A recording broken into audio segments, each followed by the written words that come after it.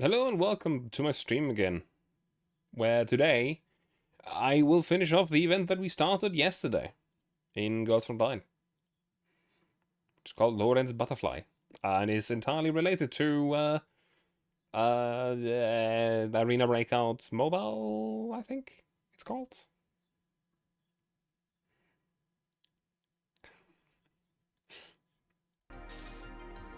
Essentially, it's a collaboration event between Gods Online and another mobile game. So, yeah.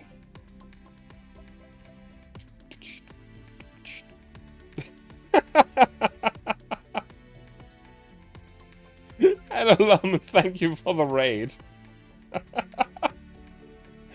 I didn't expect you to just end your stream. Was that on the left of the screen? What? Huh? What do you mean?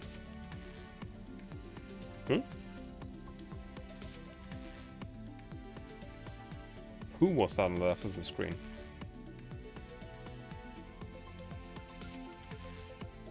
You mean... You mean this one? Or who? Or what? Starting screen? Oh, MDR. Kudo. Sorry. How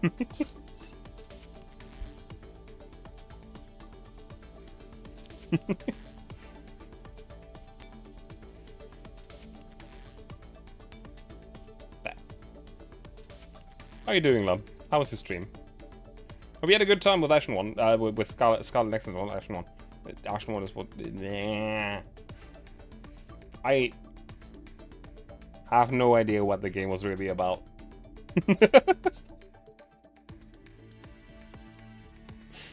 I tried to follow it, but at the same time I was playing a video game alongside it too. So, yeah.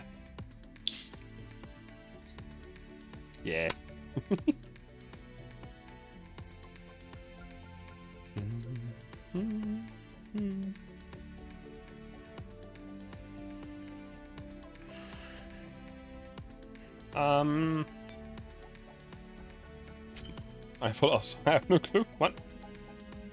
Thank you for the ad, Patrizio. They kind of just threw me in. Ah. Eh?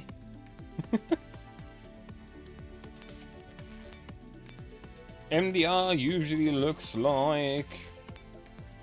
Well, this is the dress. Like this. And now with this event, there's another costume that makes it look like this. Yeah.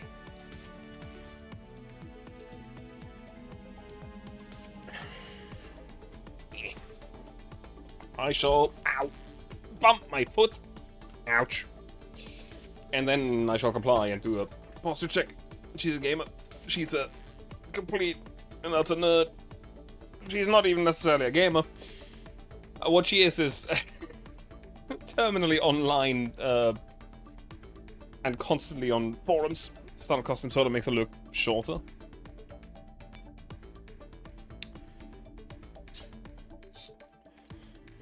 I don't know. I don't think so, personally, but... I don't always have in this costume anyway, because it looks cool. Stretch your body. I ain't a fox. I am a wolf. Sneaky and being curious.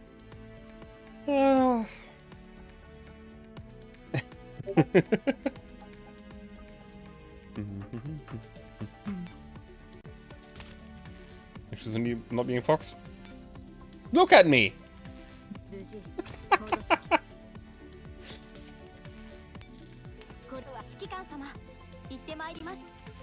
I am not a fox. I'm a grey wolf. The attack force costume looks neat. Yeah. P90's costume looks... I will say that I think P90's costume looks even better. But here's the problem. P90's not very useful most of the time. Also, she has some really sick costumes. But this one is actually really cool. I am not a fox. Someone gets you. Lam, please. I know you like the foxes. I am the fox now. That's a big backpack. That is a big backpack. It is actually... Funnily enough, in the story of the events so far, the fact that she has a gigantic backpack, and also the fact that...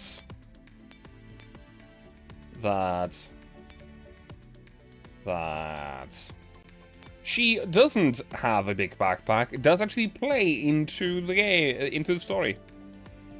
6SH 118. I don't know, it looks too small for 6SH. Still. Like, it's a big backpack, but it's not a 6SH big. You know what I mean? Putting out this... That's me too torrent. Yeah. Yes and no. Like, you should totally be able to replace the cheek pad on the Tarkov one. And you can't.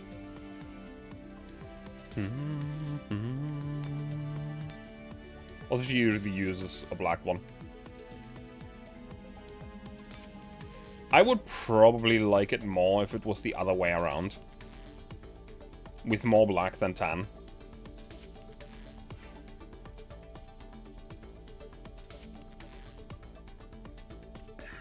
Also, like, a sight, maybe? Because here she has a Neotech.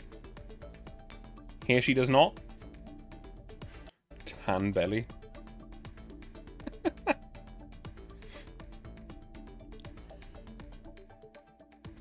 Actually, yeah, if the gun was the other way around, it would fit her getup, because she has the black upper, the black lower, and everything, but... anyway.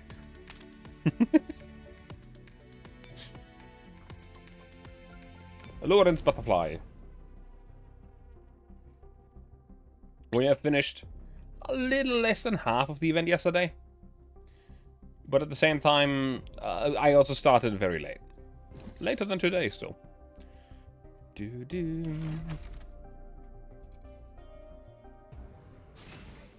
Okay, this is a combat mission. But this way around, but my problem is that you always have the upper and lower receiver the same color. Yeah, that's the problem with Tarkov. It doesn't let you change the lower receiver. Even though you can. In-game you can't.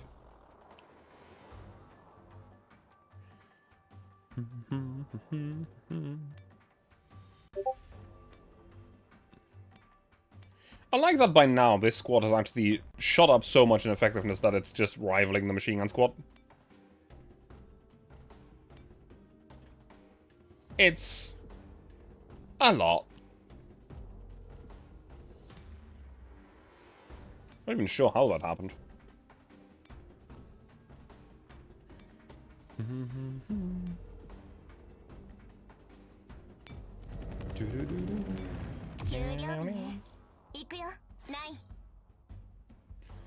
Commander reaches the radar. Note, the commander is automatically defeated if they are engaged in battle. So the commander cannot fight. Period.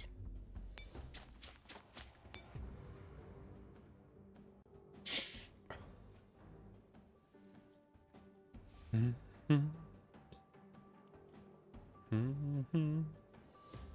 I spawn more? No.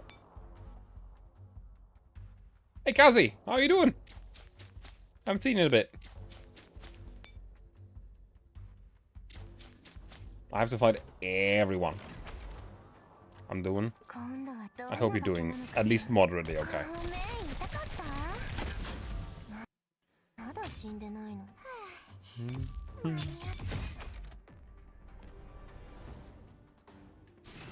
I'll check. If I'm not.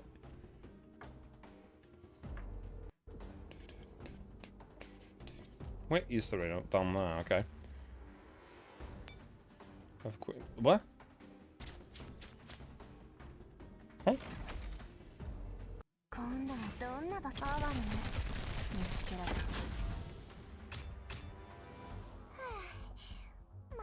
Huh? Ooh, huh? Huh?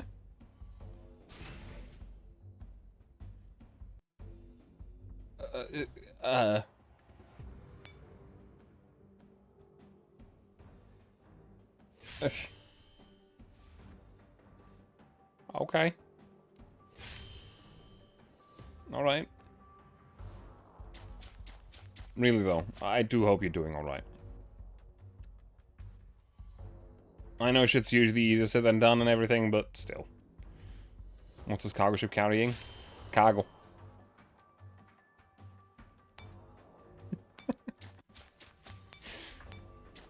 According to the story, a whole bunch of different stuff. Equally smuggled memes. Clearly.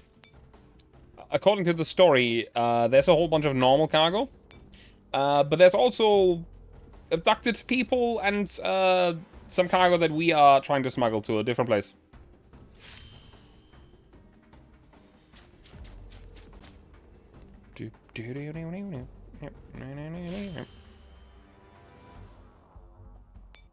Breakthrough.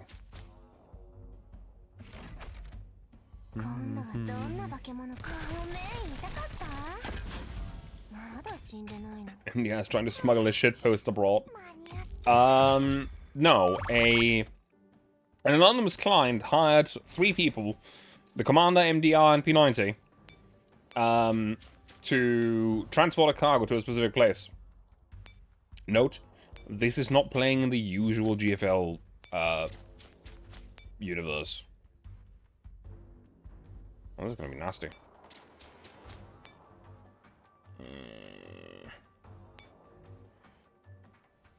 Because this is actually playing in the Arena Breakout universe, as far as I can tell.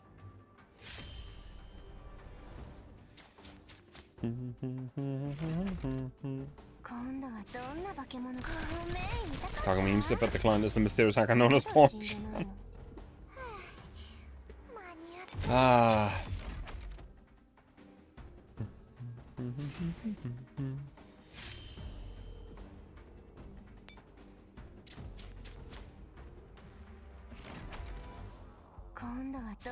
So with that, the combat squad is out of moves.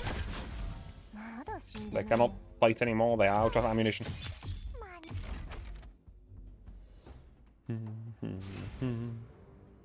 1, 2, 3, 4. Swap these 2. Should be fine.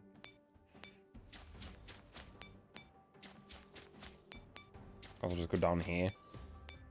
And swap these 2 here. Like I'm actually at the situation.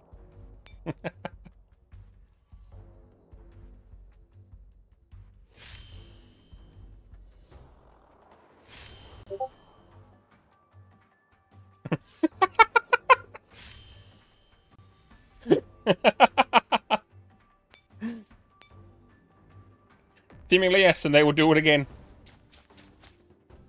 Good noises.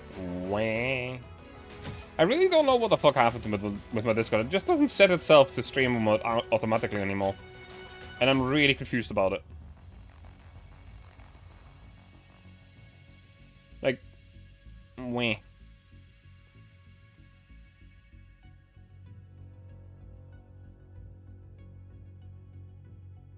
I've broken it.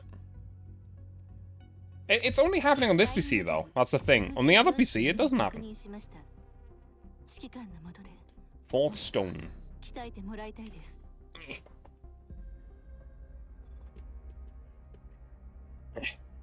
Should be safe now. Let's rest here for a while. By the riverside, a lifeboat drifts gently to the shore. 2 girls step off. Beluga follows close behind. Metal is just ahead of her and reaches out a hand to help. Thanks. You saved him back there, didn't you? Thank you. Under the moonlight of a clear night, Metal's eyes almost reflect the stars. Beluga stares into them, as if seeing another world beyond. Is there something on my face? No? I just remembered something from the past. You 2 knew each other.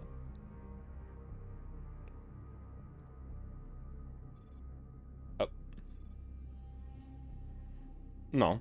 We introduced ourselves on the boat already. Anyway, we know each other now. Why didn't we let John and the others come with us? Bring them along would only put them in more danger. Setting off by boat to another location is a safe option for them. I shouldn't be staying with them either. Quick note. I am not quite sure.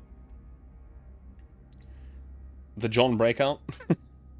John was quite literally a random NPC that had been kidnapped and stored in the cargo hold as cargo.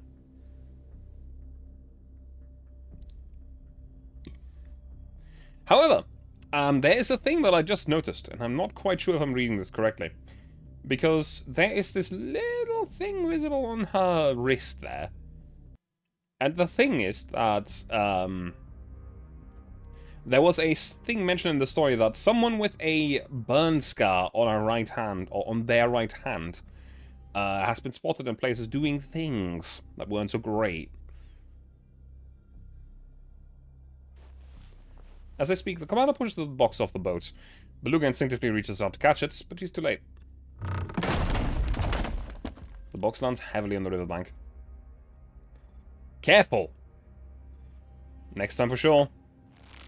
Beluga shakes her head in resignation and goes to lift the box, but it suddenly feels lighter. Metal is helping support it from behind. Commander also comes over to lift one corner, and could have followed suit, taking the last corner. The four of them form a circle around the box, each lifting one corner. Beluga glances around the other's positions, then it suddenly lets go. The box tilts in the commander's hands, and they quickly steady it with effort. What's wrong? Lifting a box like this is bad luck. Huh? Never mind. As if unable to bear the sight, Beluga turns away and walks straight toward the patch of dry grass. It's reminding her of a coffin, I would guess.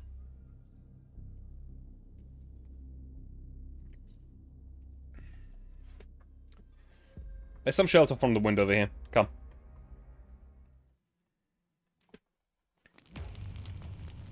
They find a clearing shielded by rocks. The four of them set down the box, light a fire, and huddle around it for warmth. Finally safe. I was too close. They were fighting each other, so why did they suddenly focus on us? It's obvious. They're after the box. One group, then two. We've only been on the move for 5 hours, and we already got a parade of rats on our trail. The crew furiously taps at the communicator. No idea who's behind this. Radio silence. Let's recap what happened so far and make sense of our situation. This afternoon... I'll excuse myself. Beluga interrupts the commander. Middle snaps the branch she's been playing with. She jumps up and grabs Beluga's arm. If I remember correctly, we only just met tonight. But you still saved my life. Taking a job, delivering a box, it's all just to make money, but making money is only a means to survive. So there's no need for you to make yourself scarce. The one who saved my life matters more than some anonymous client. We're teammates now, right? Stay. Like it or not, you're already involved. Besides, from what I can tell, I don't know a single thing about what's going on. Beluga doesn't respond right away. Her gaze shifts across the three faces before her. Sincerity, candor, and trust. She closes her eyes. Alright. First, this afternoon in Maros, we received a mission from an anonymous client. We were to depart at 1900 hours to deliver this box to the Northridge Hotel within 24 hours. Contents of the box? Unknown. Client? Unknown. The commander picks up a small stone and places it on the ground. This represents the client. Soon after that, we were attacked at the port by unidentified special forces. The target was the box. They place another stone. This represents the group at the port. I'll refer to them as the special forces for now. Then on the boat, we noticed members of Doss's gang had boarded. Soon the special forces caught up and started fighting Doss's men. But once they saw us, both sides targeted the box. Doss is a third faction. 3 stones now form a triangle on the ground. The clients, unknown special forces, and Doss, they all want the box. So what on earth is inside that box? Everyone looks at the box. It measures about 1.8 meters long, half a meter wide and high. There are 2 biometric locks, for convenience carrying handles, and 2 rows of ventilation holes on the side. Kura peeks inside through one of the holes. Can't see anything, it's blocked off. I don't like that client either, but she has a point. The more you know, the more danger you're in. But danger's already found us. Staying in the dark just makes us more vulnerable. Not that we have much choice. Can't really open it. I don't think it's wise to open it by force. Beluga examines the locks and the box's structural schemes carefully. There's no way to break it open without damaging what's inside. You've got to unlock it properly.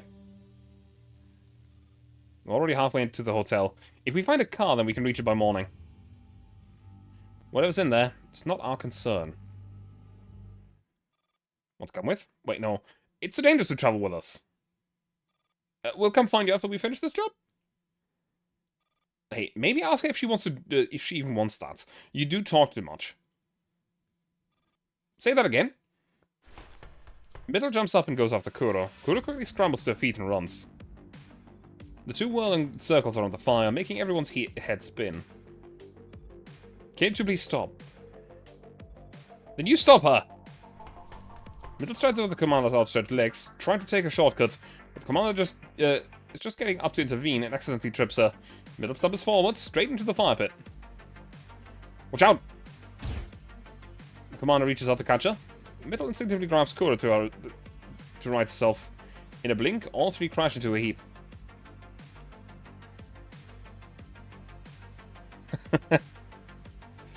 Beluga, the only one not caught in the chaos, burst out laughing at the comical scene.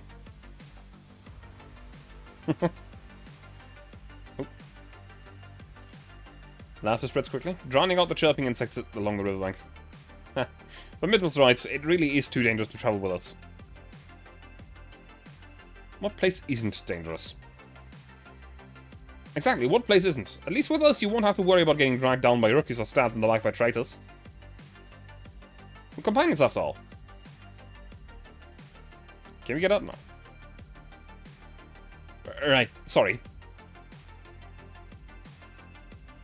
The 3 climb off the ground and sit back down. The commander dusts himself off. Beluga tosses more dry twigs into the fire. Kuro pokes at the embers, while Middle takes out some energy bars to share. At least for this moment, there's no danger of death. Only a rare peaceful night under the stars. Fire spits out a few sparks. I'll go gather more firewood. After a long silence, Beluga suddenly speaks and walks towards a low thicket. Set out again after a short rest. Alright. What about you, Beluga? The commander calls out in a direction, then freezes. At some point, the insects have gone silent. Beluga is wearing a gas mask.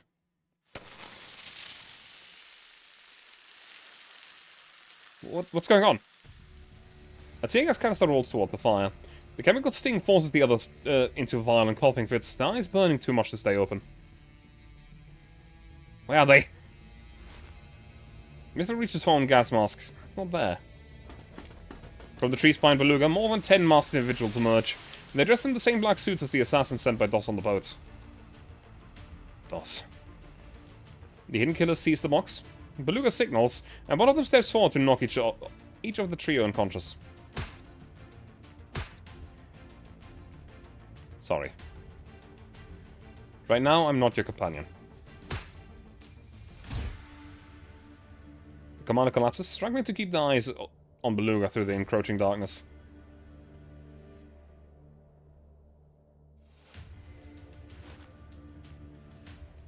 At their feet, besides the triangle of stones representing the 3 factions, a 4th stone lies silently on the ground.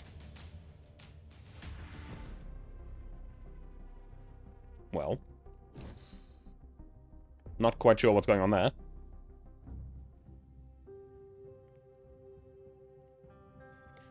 Commander wakes up by the riverside, unsure how much time has passed. In front of them lie Kuro and Mittel, still unconscious. Beluga and the box are nowhere to be seen. Wake up. Come on, wake up! Huh?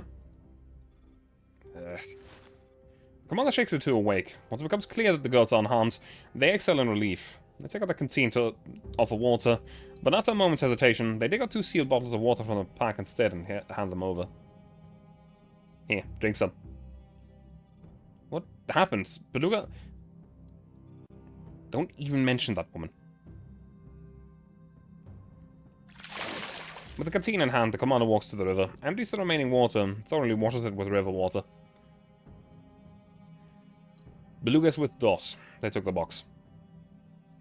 Judging from the sky, we've been out for at least an hour. Go through your packs, throw out any open food and water. We're going after them. Such a waste. 1 hour. Can anyone guarantee the open stuff isn't poisoned? It's just the 3 of us here. What about Beluga? Middle falls silent. She sighs and starts discarding some things from her bag. Kura slams a half-open pack of hardtack to the ground and crushes it underfoot, grinding it in frustration. Forget it. Huh? I say we forget about this mission. DOS, unidentified spec ops, a client who won't tell us anything, bullets that could hit us from behind at any moment. I'm done with this job. Don't be rash. They're still away. I'll find us a vehicle. We can still catch up. Corette's already packed up a small satchel. She swings it over her shoulder and stands. What are you two? Are you going after the box or coming with me? We can team up on another gig. It's probably too late to back out now. The box is already gone. If we quit now, our reputation is the only thing that'll suffer. Worst case, we change names and start over. People die in the dark zone every day. No one's going to remember us.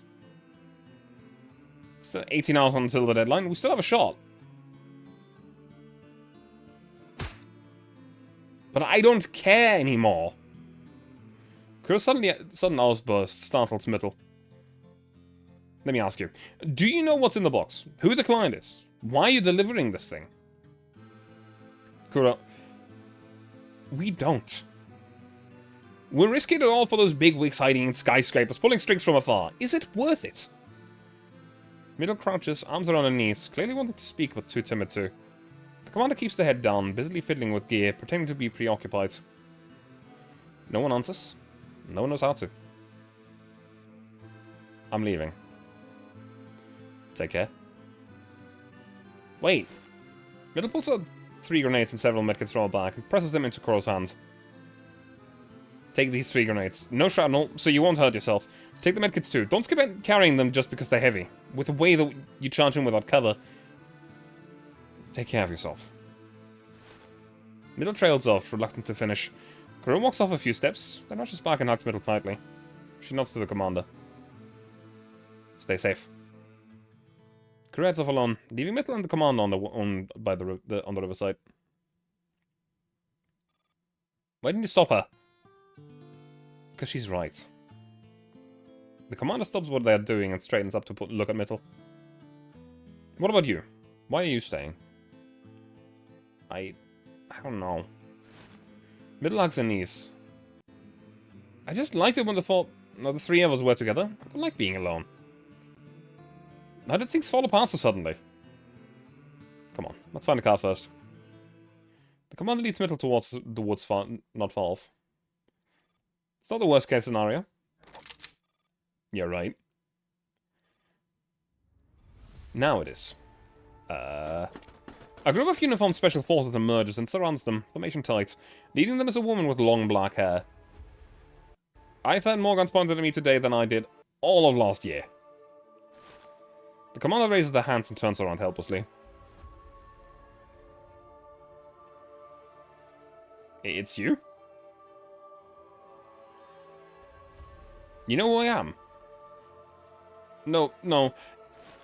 The commander eyes the group, focusing on the woman in the front. The octopus emblem on her arm is impossible to miss. Black Gold Universal. You were the ones who attacked us at the port, and on the boat! Mittel recognizes the distinctive modded rifle immediately. Hand over the box, and we'll let you live. You've revealed yourself after hiding all this time. Doesn't that mean you're going to kill us anyway? That was the plan, but the box isn't here. Tell us where it is and we'll spare us both the trouble. I have no interest in making this harder than it needs to be.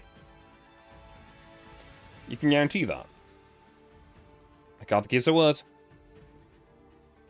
Can't say. You're from Blackholt's Abyss Squad. Struck by both the woman's name and the identity of the soldiers, Middle blurts out her realization. It was right. This was a bad gig. So, thought through it yet. I don't have all day. As you can see, we don't have the box. 3. We were tricked. The box was stolen. 2. It's really not with us. 1. DOS has it. DOS. Yes, I'm sure you figured out by now there were originally 3 of us on the boat, a 4th joined us. She called herself Beluga, she earned our trust, then brought DOS's men and stole the box. So your enemy is DOS, not us. Faced with gun barrels all around, the commander stalls for time, trying to distract Hecate and the squad. And the 3rd person. How do we know you're telling the truth? Maybe the 2 of them just moved the box together. Well, Hecate eyes the pair who have no proof to back up their claims and signals the soldier beside her to kill Mittel first. Wait, you got me. The box isn't actually with DOS. You want to know where it is? Put the guns down. You said you guarantee our safety. You just refused the deal. Blackhold operative steps forward, his guns aiming at Mittel's head. She shuts her eyes. The grenades. A huge explosion sounds from the forest behind them, then another. Stop. Carter halts the execution, signaling for 3 subordinates to investigate the forest. Only 4 people, including Hecate, remain around Mittel and the commander. The commander glances at Mittel. They exchange a look, both catching a flicker of a secret delight in the other's eyes. Offensive.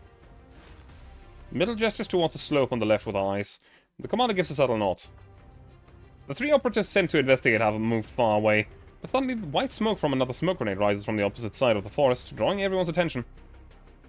Now! The commander and Mittel spring into action, ramming the Blackhold operatives in front of them. Fire sprays of target, tearing up the ground. Another smoke grenade lands in the midst, clouding visibility. Ceasefire! Get out of the smoke! Too close to get and afraid of friendly fire, the Blackhold operatives stop firing blindly and reposition to regain vision. Meanwhile, the commander and Mittel dash for the slope on the left.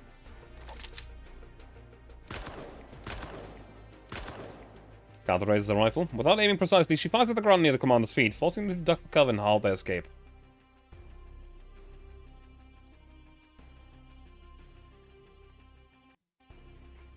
You okay?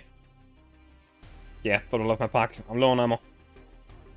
The commander hides behind a tree. Mittel observes the situation from behind a nearby boulder. Got any throwables? 2 grenades, 2 smokes. That's enough. They won't storm us. They want us alive. We're just 5 meters from the woods. If we get in, we might lose them.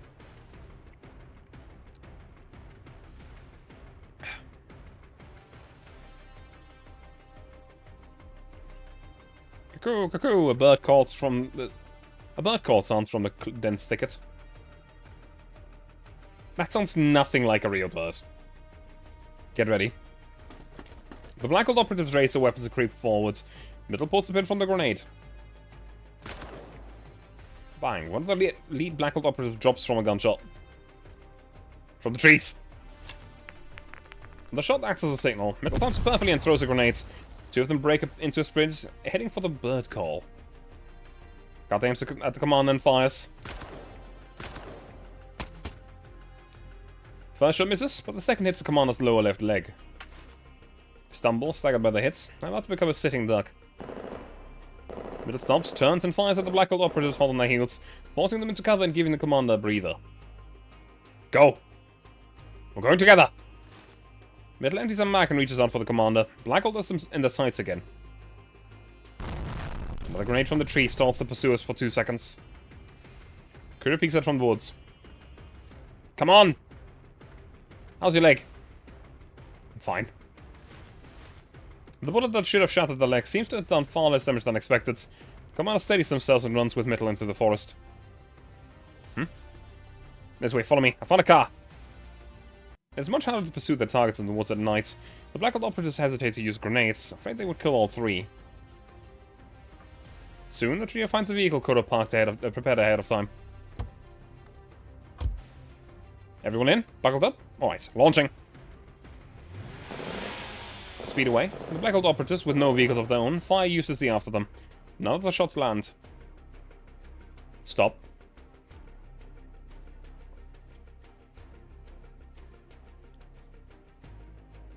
Your leg. It's fine. Blood, maybe? I don't know. Encounter returns to where the commander was shot on the leg. There's no single drop of blood on the grass.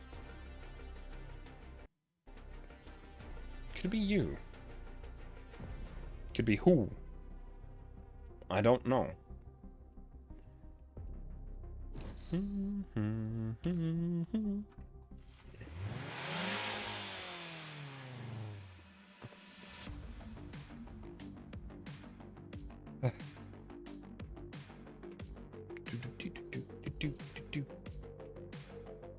On the highway on the west bank of the canal, Dark Zone, Kimona.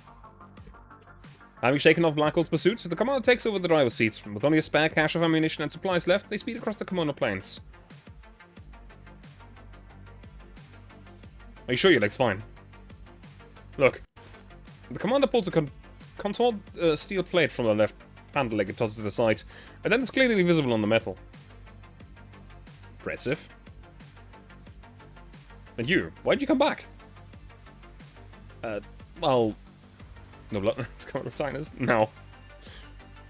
As you can see, a metal plate as armor on the leg.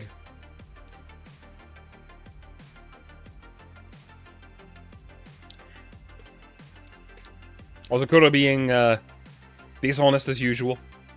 I thought about it, and you guys are such noobs. Without me, you're definitely screwed. So I figured I'd reluctantly tag along a little longer. You're right. I believe you. Hey, I'm serious! So are we. Hey, enough already! Alright, we'll stop. Thanks, Kuro. Sure. Just so we're clear, I didn't come back for that client. I came back for you guys. I know. Kuro here the best. Seeing that Kuro's still sulking, Mittel throws an arm around her neck and pulls her into a big hug. Hey, you're choking me! Welcome back. The night wind blows past as the wind turbine spins silently on either side.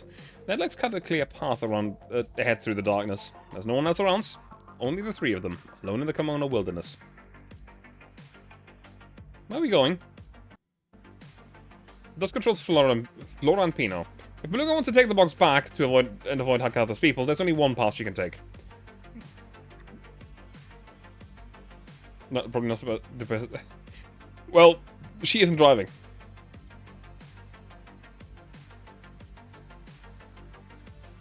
The commander takes over the driver's seat.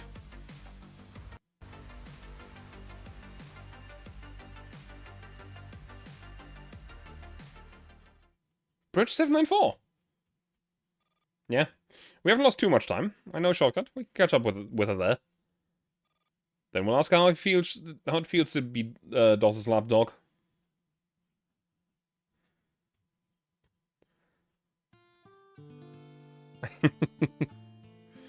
Half an hour later, the car passes through an abandoned town. Mittel, who's been laughing and joking on the back seat, suddenly falls silent as she stares out the window. What's wrong? This was my home. The road is riddled with potholes and scarred by deep tire marks from military vehicles. The buildings on either side have been wrecked by shelling, and rubble lies strewn across the road.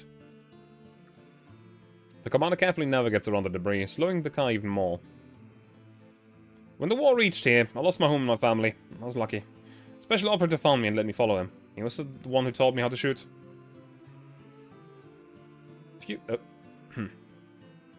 A few years later, he took on a job and never came back. Before he left, he gave me a gun. I used it to complete my first gig. After that, I kept taking jobs, scrounging junk, stashing more and more stuff, saving up more and more money. I even found a smuggler willing to get me out. Once I finish this job and get the payments, I can finally leave Kimona for good. Middle turns her gaze back into the car and instinctively reaches for the giant backpack that she always carries, only to realize she has left it on the riverbank. Her raised hand falls onto the empty seat. Don't you worry, I'll get you a bigger pack. Middle forces a smile. Is the smuggler really trustworthy? I've heard it's getting harder and harder to leave the Dark Zone lately. You sure you're not getting scammed? I don't think it's a scam. It's someone named Evita. She's a contractor in Mariglos. I've taken jobs from her before. Seemed reliable. Evita. I know too. She may really have a way to get you out. Come to think of it, I've seen her quite recently. If she hadn't helped me back then, I wouldn't have gotten this job in the first place. Commander's momentarily distracted. The front right tire runs into a massive rock. The steering wheel jerks and the car lurches toward a pile of rubble. Brake! Brake! A short screech fills the air. The car holds just short of the mount. What happened? So I was just taken by surprise.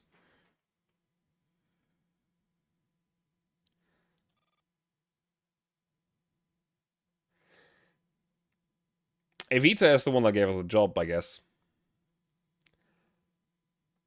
Huh. The commander shifts gears and reverses, restarting the vehicle. We all know Evita, and we all saw her before with this mission. Is that a problem? Not necessarily. Evita's a well-known contractor in the Dark Zone. It's a coincidence, but not suspicious. But there's someone else you know, and that's not so easy to explain. Who? Hecate. Who? The psycho woman who almost got us all killed. I went back for you guys after I found the car, but Black Old's people had already surrounded the area, so I had to hide in the woods. Saw everything. When you looked back and saw Hecate, you clearly recognized her. Fine, I admit it. We've met once.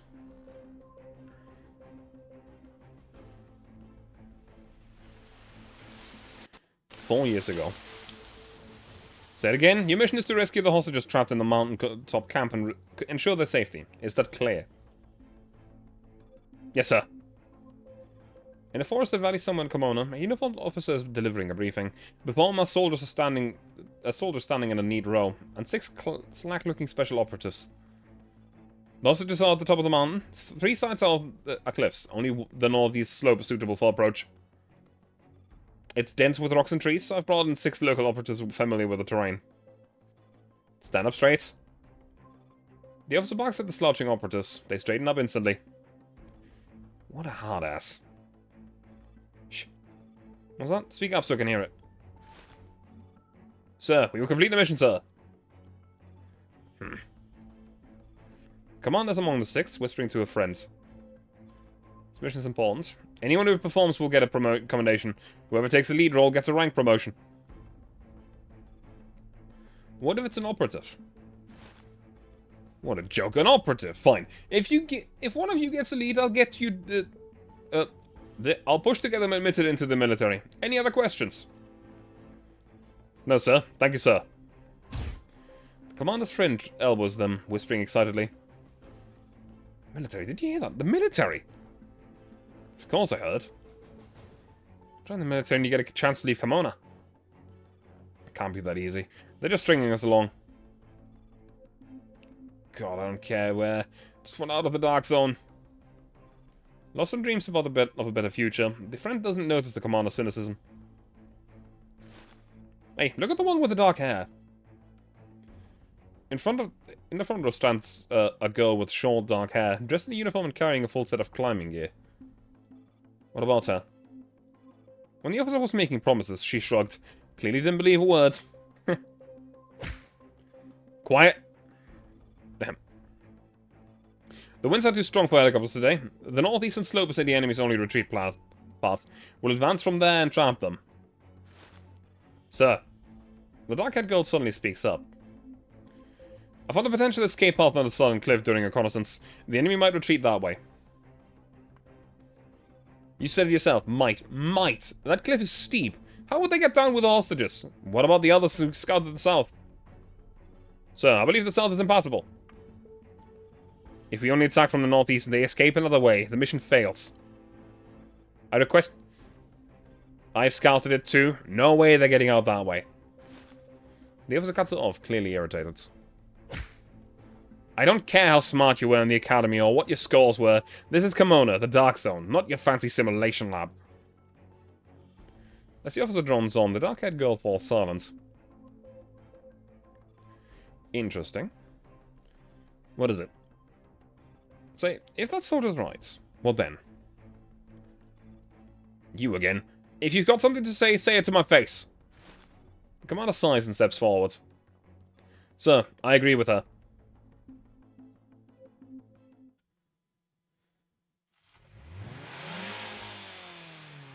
And the dark-haired girl was a cutter. Did the officer listen? The three have long since left the light ruined town. Bridge 794 is just up ahead. Well... Look. It'll interrupt suddenly. There's a sudden glow at the end of the dark road. Headlights. We've caught up. The commander kills their own headlights and floors the accelerator. Get ready.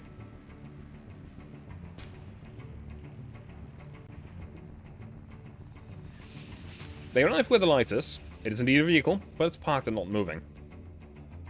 Then let's shine down the road in the direction from which the commander is traveling. Beluga's leaning against the hood, as if waiting. A lone person, one car, beside the bridge under the moonlight. The DOS assassins are nowhere to be seen. What the hell? The commander parks the car. The three get out, weapons in hand, cautious of Beluga and the unseen threat. Where's the box? Beluga doesn't answer. Why'd you betray us? We were in this together. I never said I was on your side. Middle falls silent. She realized he only had assumed Beluga's allegiance. She was wrong. She raised the gun and pointed at her. Hand over the box. I might let you live. Heh. Where's everyone else? Why are you here alone? Because they're all idiots. Beluga turns around and walks to the trunk, her back completely exposed. But just as she opens it, she pauses and looks to the far end of the bridge. What now? An engine rests in the distance. More headlights. A convoy is approaching from the other side. Beluga slams the trunk shuts, draws a pistol from the pocket of her suit and points it at the commander. You. The three shift focus to the convoy, weapons raised. Car stop on the opposite end of the bridge. Bodyguards in black step out and flank a middle-aged man in a suit carrying a cane as he walks toward the commander and company. What a show. Seems I arrived just in time. The man wears sunglasses even in the dark. He carries no weapon and strolls casually in spite of the guns aimed at him. But the bodyguards around him and the glint of the sigil of his ring finger leaves no doubt about his identity. DOS. I came to see how things turned out. It's done. Good. And the leftover pests, do I have to teach you how to deal with them too? Beluga fires, blowing out the front tire of the commander's car. Does the bodyguards fan out, guns drawn. Prepare for battle.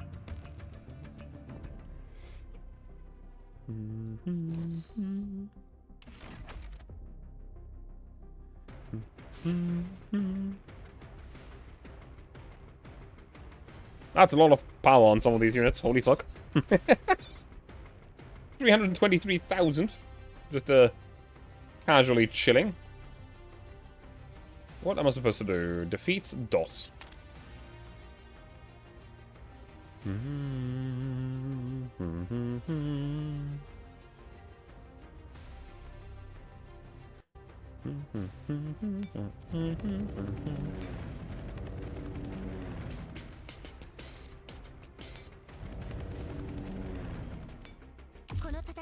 Where are they alerted to?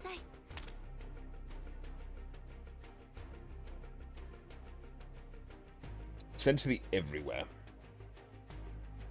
There's a Goliath. Is there another Goliath down here somewhere? Probably not. Beluga's patrolling, but she's patrolling at 2 tiles per turn, seemingly. So she's gonna be here, and then go back afterwards. Well, there is a second Goliath that can chuck at that big unit. But there's more big units.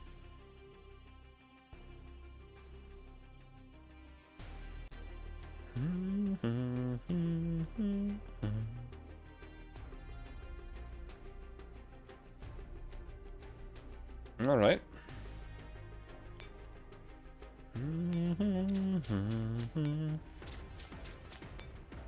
Kill them.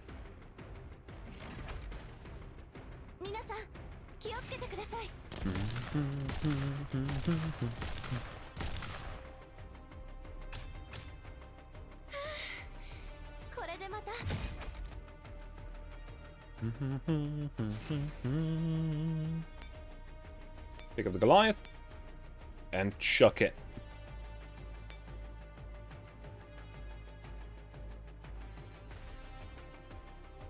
Wait, does it just mean that it can't move for the next turn?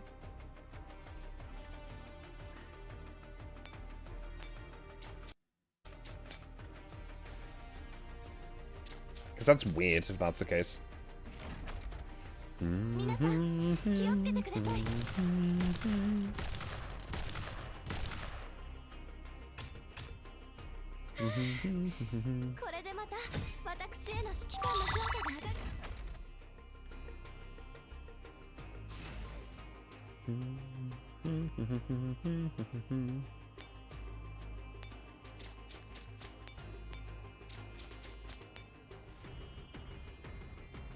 I'm an idiot. I forgot to pick up the Goliath.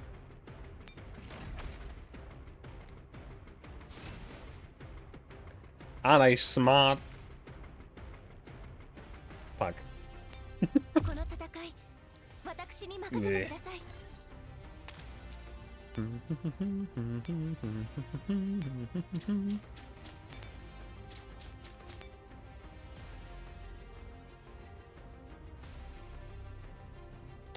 Oh, it... Oh, okay. Alright. It's not always the same. Goliath this time is gonna be where?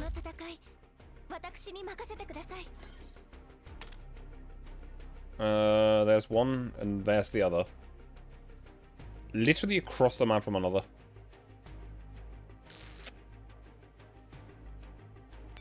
That's annoying.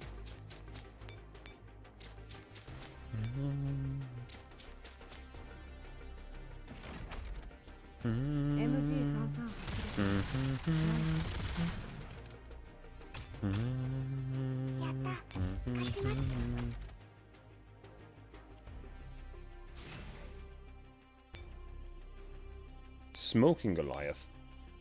Smoking Goliath, which creates a smoke stream and to rounds. The smoke stream exists. Enemy units that are on the affected area will not be able to exit until the smoke screen dissipates. So for 2 turns, whatever unit is in there can't leave. That's actually good to know.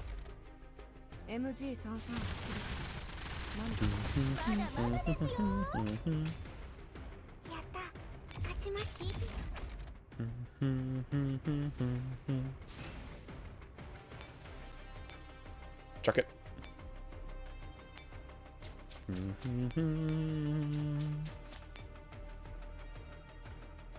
What direction are you patrolling?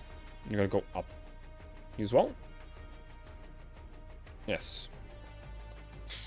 This should theoretically be fine. Theoretically. Because theoretically, Beluga's gonna run straight into a machine gun squad, which would probably kill her. While one of the strong units can't reach us, and the other strong unit can't move.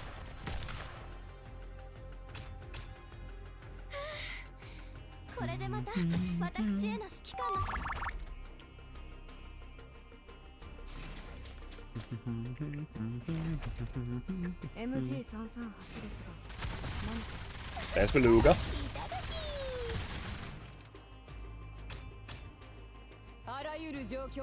There was Beluga.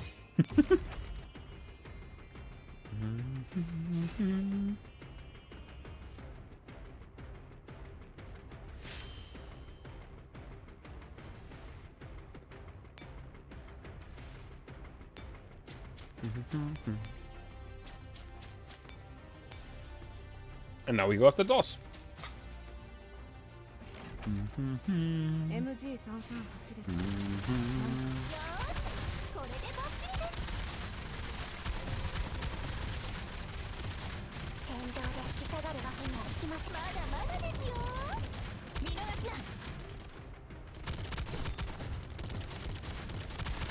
What the fuck?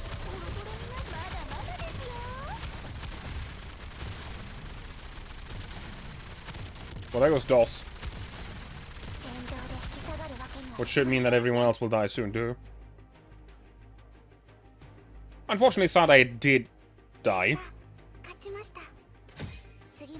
But apart from that, I just didn't expect that many armor-breaking units there.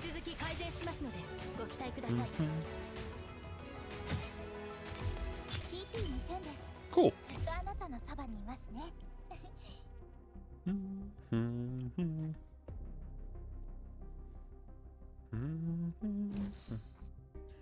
The second variation. Not bad.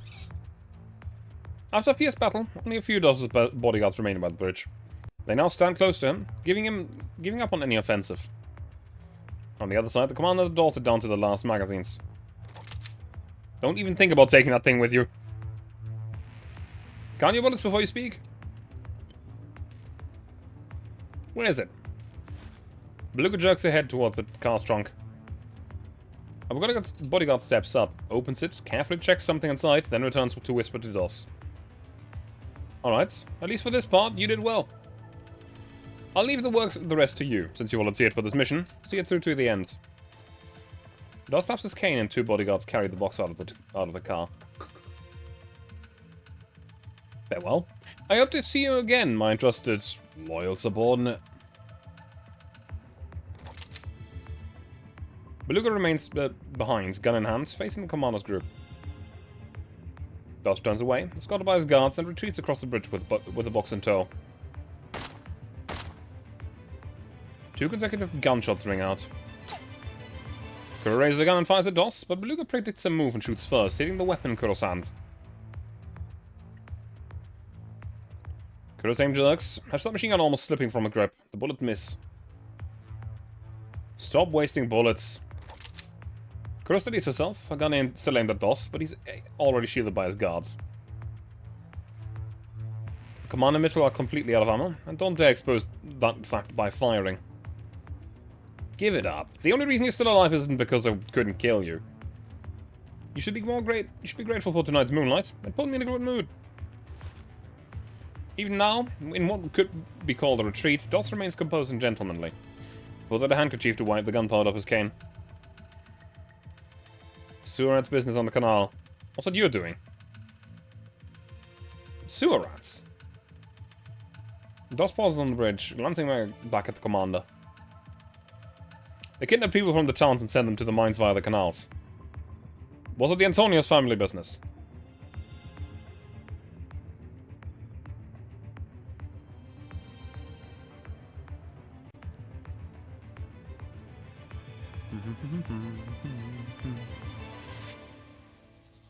Perhaps. I don't remember such trivial things. DOS shrugs dismissively and continues walking. Several cars are parked at the far side of the bridge. Beluga fires a shot into the ground in front of the commander. Don't move. I'm not out of ammo yet.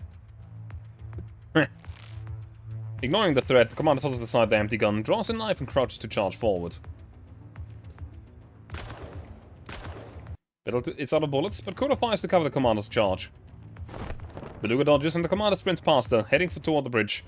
DOS has just reached a far end. With a massive explosion, a part of the bridge collapses.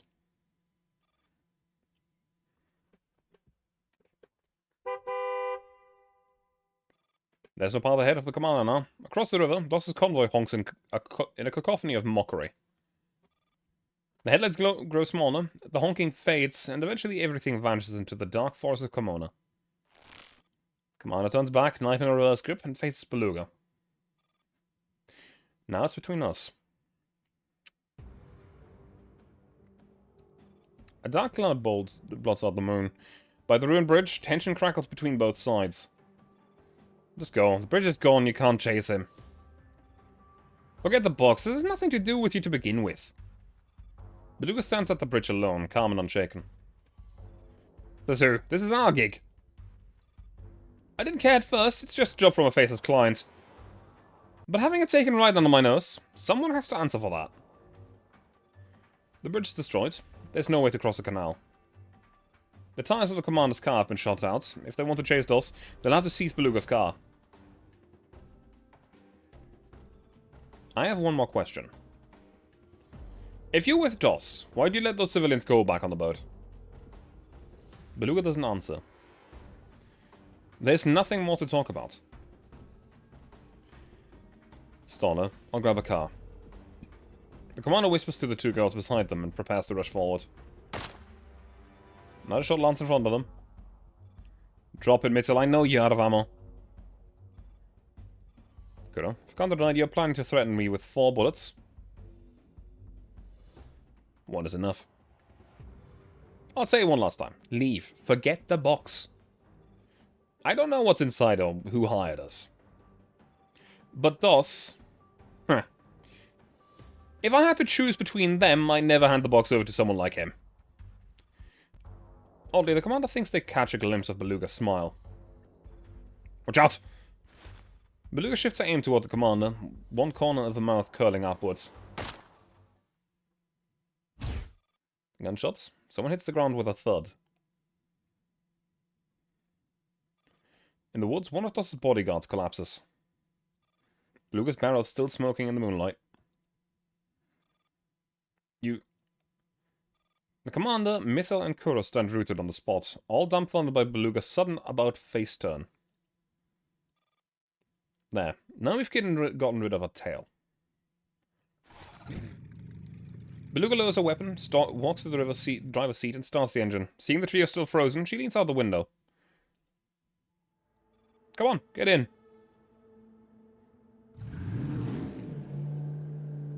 What? Huh? They pull up at a cabin in the woods at a remote location not too far away. It looks long abandoned. Come in. Beluga opens the door and enters first. The commander and the others exchange glances, then follow suit. What is it? The commander freezes in the doorway. Kuro and Mittel step forward and peer inside. Inside, the box that should have been taken by DOS is sitting quietly in the center of the cabin. Why are you all blocking the door? What's going on? Didn't DOS take the box? Why is it here? And that guard you shot, why was he there? You ask too many questions. The three walk inside. Kuro circles the box twice, inspecting it. Looks exactly the same. Is it the real deal? She knocks on it with her knuckles. It is. The commander, who is crouched down to examine it, stands back up. Before we set off, I scratched some markings under the security lock. 3 on the left, 1 on the right. They're very small and hard to spot. Shouldn't be any way to fake them. There they are. You thought of that. That's genius. I was worried y'all might... Never mind. It came in handy after all. Beluga leans down to check the box, then straightens up and shoots the commander an unfathomable glance. Alright, I admit I didn't see those marks at all. What's going on? Can you tell us now? Just as you've surmised, the one that DOS took wasn't your box. It was another. Another? Yes, your client simultaneously hired at least 6 teams to escort identical boxes. Each team departed in 1900 hours from different locations, heading to different destinations. No one knew which box was real. But there was a leak saying that the real one was with you, so I'm afraid your team was just bait. Kuro slams her fist on the box. So the one DOS took. Another team gave up the mission. Nobody else knew. So I swapped the boxes and let DOS take theirs. To people like DOS or Blackhole Universe, it doesn't matter which is real. Let's split up and chase down all 6. But I had to find the real one. You wanted 2. Beluga doesn't answer immediately. She gazes quietly at the box, brushing off a few leaves that have fallen on top of it. No, I want you to deliver it safely. Then why steal it earlier? If people didn't think DOS had taken your box, how long could you have kept it safe? Hey, we're strong, okay? We had you and DOS running scared just now. Kura waves her hand proudly, but accidentally punches the box again. She winces, holding it in pain. Holding in the pain to keep up appearances. Shut up. Laughter finally returns to the 4 of them. The past few hours of deception and conflict seem all but forgotten. If, and I mean if, we had given out the box like the other team, what would you have done? Do you know why no one knew I had theirs?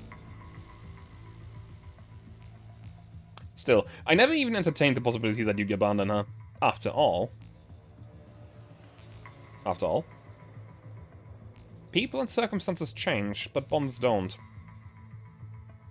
Anyway, I've bought you some time. The car's yours. You'll find ammo and supplies in the back. The rest is up to you. Beluga gives the box one last look, then turns to leave. Where are you going? There's still a cleanup to do on DOS's side. Wait, one last question. If it... I have one thing to say, and that's the fact that she called the box her. Is there a person inside it? Question mark? Why are you so sure ours is the real one? Beluga pauses and turns slightly. Commander sees her eyes. They're filled with certainty, without a hint of doubt. Because this is the reason I exist. One of those boxes? I don't know. Take the box and go. The road ahead will not be easy. Again, it also comes down to the fact that I have no idea at all about anything that goes on in Arena Breakout. I don't know if that's a story at all, or if this is actually a story part that hasn't been explored or anything. So...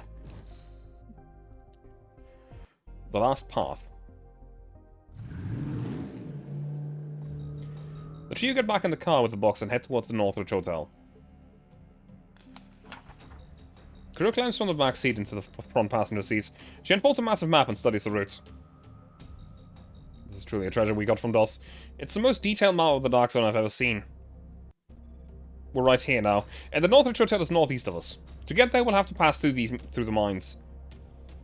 Let's hope the boss isn't interested in this box. Don't count on it. Is there any route that avoids the large faction territories? We can go the long way. We still have 13 hours. The mines or the farm? Take your pick. Not thrilled about either of those graveyards. Look on the bright side. We might make it through without trouble. I know a way, but we can't take the car. And it's not an easy climb. Where is it? It has better... it has to be better than those two, than the other two options. Check the key in the back. See if we have any climbing equipment. There's a path on the south face of the mountain. If we start from there, we can climb up and go over. Oh, it's a cliffside that they were talking about in that flashback. 4 years ago on the south cliff of the mountain. Over here, there's a foothold. The commander and Hecate scale the sheer cliffside with their bare hands. The strong night wind makes the climb all the more treacherous. To avoid alerting enemies, they've dimmed the headlamps to the lowest setting. Every step and grip is executed with painstaking care. Didn't think they'd only send the two of us this way. If we run into hostiles, it's going to be a problem. Did you piss off your superiors or something? Haven't asked yet. What's your name? You don't need to know. If something happens, I should at least know what to call you. There's no one else here. Obviously, I'll know you're talking to me. Don't slow me down. Hecate doesn't engage further. With swift practice movements, she used the natural protrusions on the rock to overtake the commander. Careful. I understand why your superiors don't like you. Commander looks up and aims the headlamp at the small patch of rock, inspecting it carefully. When I was scouting the terrain in daylight, I noticed this area had far less vegetation than the rest. It looked like it had been cleared by hand. Made me suspect there might be a climbable route. How'd you spot that? Carter stops. Hanging by her left hand from a jutting rock, she pulls something from her pocket with her right. A python for securing ropes. Found it below. She exits away again and continues to climb. The commander searches the surrounding wall but finds nothing. So there is a path up, alright. We're already 50 meters off the ground and haven't found any other pythons. If there were more, this climb would be a lot easier. Ah! The commander slips, their foot skidding off the rock. They catch themselves with the right hand, now dangling off the cliff. Useless. Even as the Carter mutters the insult, she descends 2 meters without hesitation and returns to the commander's side. Still holding on? I'm fine. Commander finds another foothold and steadies themselves, then pulls the 2 thin steel plates from behind their calf and drops them. Too cumbersome to keep carrying. What are those? Commander Rules of Engagement, Article 11, Section 3. When aiming to take the target alive, prioritize disabling shots to the legs to impair mobility. I got that right, didn't I? It's from your military handbook. Yes. They both understand the delicate relationship between foreign forces and Kimono local task units. Neither chooses to comment further, and the climb continues in silence. Look. The commander stops and pulls out a small flashlight, directing the beam at the section of rock nearby. Python is driven deep into the cliff face. You're right. With that Python found, they quickly look at a second and a third along the path. Attaching the climbing rope with carabiners, they begin securing their ascent. With the added safety and support, they move past and are soon halfway up the mountain. The wind grows stronger the higher up they go. For safety, they have to slow their pace. Why aren't we using the same rope? With wind this strong, we'd be able to help each other if something happens. If I'm not mistaken, we're still on the same side. I can handle myself. But it'd be safer. A rope is a climber's second life. I'm not putting mine in someone else's hands. On the battlefield, you need to trust your teammates. Only the weak need to huddle together. Seeing that the Carter isn't budging on this, the commander drops the subject. In no time, they ascend another dozen meters.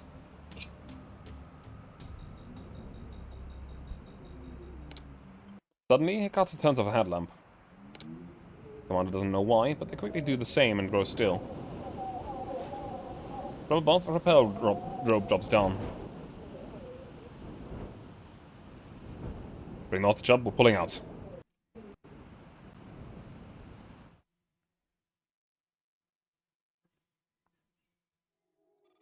You discovered this path back then? It's now dawn. Only 12 hours remain until the deadline is set by our clients. Commander, Kuro, and Mittel struggle up the steep southern face of the mountain.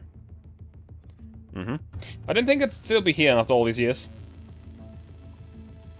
The Nakata must know about it too, right? What if she's lying in ambush? It's possible, but it's still better than walking straight into the mines and risking a direct confrontation. At least this route is so rough that even if Hikata's waiting, she can't bring many people with her. Still risky as hell. I really don't want to run into that woman again. Until Beluga's plan worked and Hikata isn't chasing us anymore. 3 of them are tied together securely by a single climbing rope, with Commander leading the way and Kuro and Metal following behind. The box has been left at the base of the mountain, tied to the rope and secured to the Commander's harness. There's a small ledge ahead. We'll climb there first and pull the box up from there. How far is it? I'm getting tired. Metal calls out from the back. To lighten the load, she even had abandoned the freshly restocked backpack at the foot of the mountain. Almost there.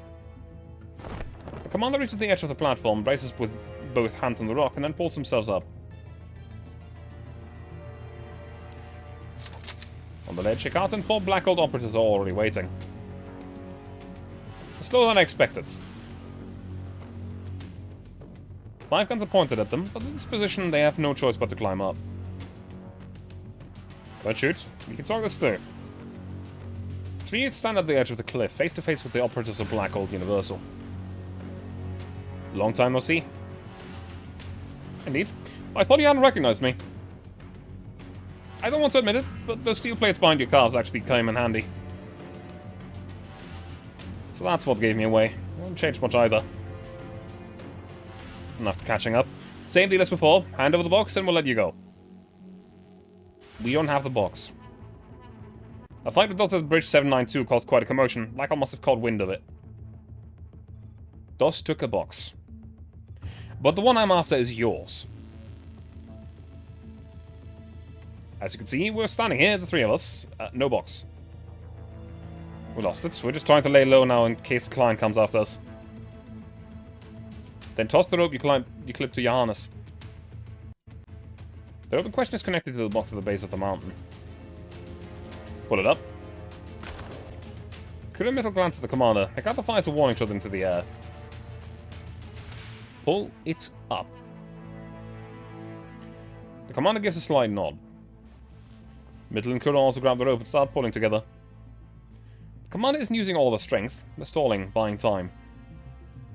I have a question. Blackout is chasing more than just this box, right? Then why would the leader of the Abyss Squad personally come after us? I'm just curious.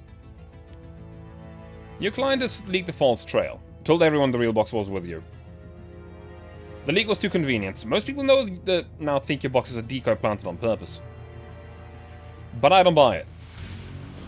I think your client is sneakier than that, and I think you didn't lose it. Honestly, I don't even know if this box is a real one. But you're right about the second part. The box is only a few meters below the ledge. The three slowed down, exchanging glances and silently asking each other what to do. Hurry it up! Started by the Black Gold operative's sudden shout, Mittel stumbles backward and steps on a loose rock. She vaults over and the rope slips from her hands. The box drops a few meters. Hold it! Kat instinctively moves forward to grab the rope, but stops herself just in time. Commander and Kuro are yanked forward, but manage to halt the box's fall. Mittel scrambles up and grabs the rope again. Sorry. It's okay. Seeing that the box is once again secured, Kat lets out an almost imperceptible sigh of relief. She gestures for the Black Gold operative to stay put. Pull it up. No tricks. But the commander stops moving. What's the matter? Kuro and Metal halt as well. They whisper uncertainly. Trust me. What are you doing? Step back, or I'll drop the box. Three of them are standing unarmed on the cliff edge, box dangling mid-air, at least 50 meters above the ground. If we fall, or even get injured, the box goes down with us. No one will catch it in time. I don't know what's inside this thing, but judging from your reaction just now, you really don't want it to fall. Step back. Yeah, step back, or we'll drop it! Mikata glares at the commander, then she signals, and the Black Gold team steps back 5 meters. The box is in your hands, but your lives are in mine. This stalemate won't last. Give it to me, and I'll recommend you for Black Gold Universal. You know I invited you once, 4 years ago. I remember, but my answer's still the same. The longer we stall, the worse it gets for you. We don't mind. You want to know your biggest weakness? Mikata doesn't respond. Her face remains impassive. But the commander knows. She has no other options. You're scared of losing. Let's make a bet. If the three of us can break through your encirclement, we walk away with the box. If we fail, it's yours. Kuro opens her mouth, but Mittel grabs her arm. I believe in us. You think I was going to stop you? Hey Lot, it's 5 against 3. Don't tell me you're scared. One of Ikata's men starts to speak, but another cuts him off. Did you forget? Our first priority is to ensure the safety of the box. I accept. Okay. An interesting choice. Me?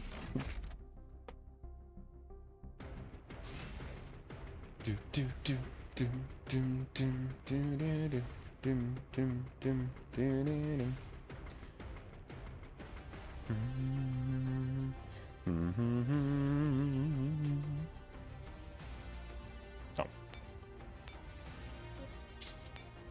431,000 on multiple of them. And what's the goal?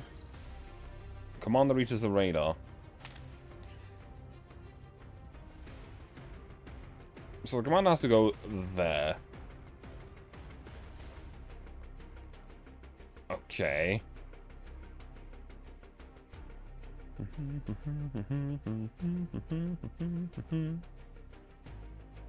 Hmm.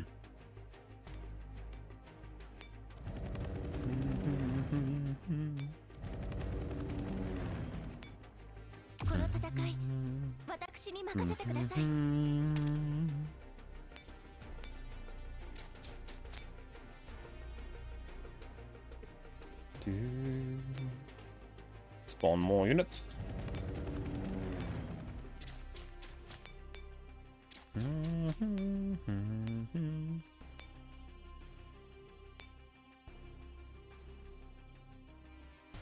So these units are just patrolling. Probably just these 6 tiles. They are patrolling at double speed, so that's a thing to keep in mind.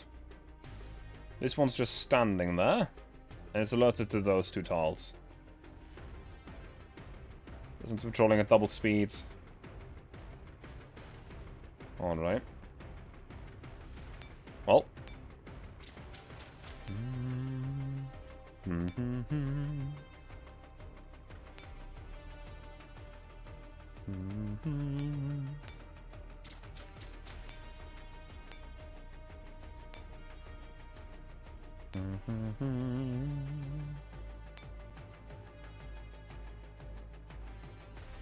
And the commander gets to free move.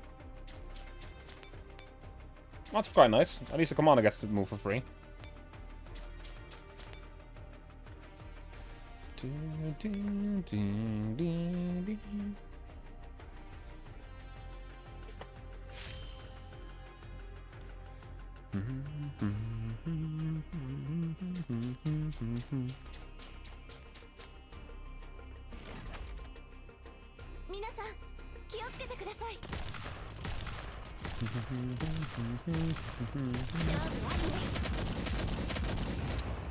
Bang, bang, bang, bang, bang.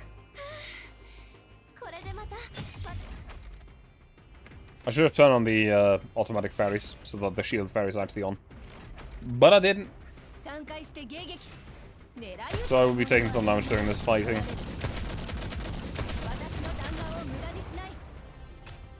Who?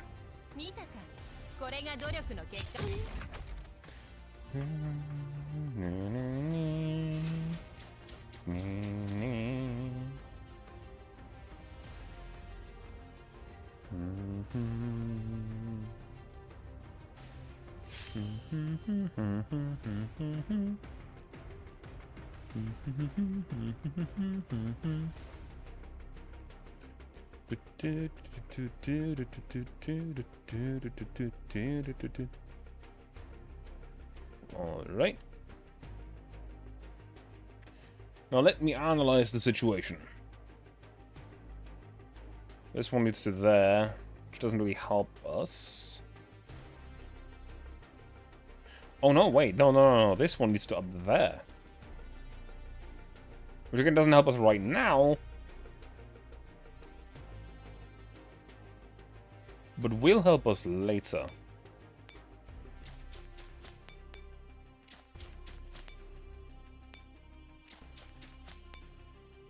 So we want to move up here. We need to wait until this unit has moved 2 tiles away from where it is. It's currently not alerted to our presence. So we go here, and then... Okay. Actually, this is a little bit fucky.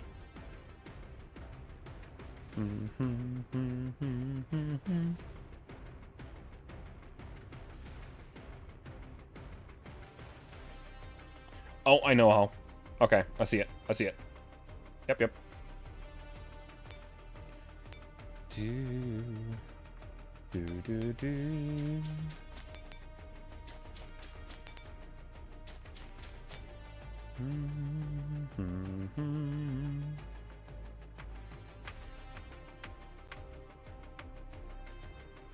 All right.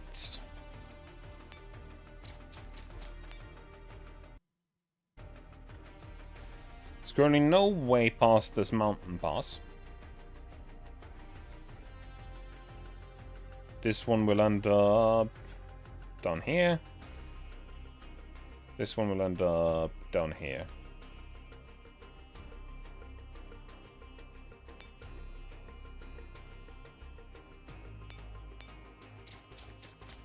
The important note is the fact that we cannot, under any circumstances, end up on a tile that they will walk past.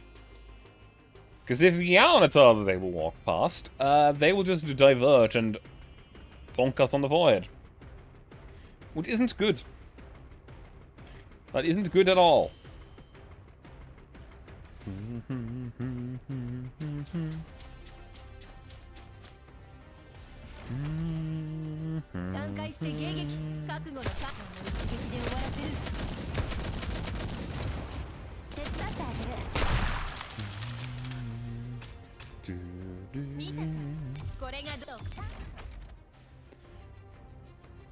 So essentially what we need to do here is we need to wait for these guys to reposition. Now I can dash my squad already past it.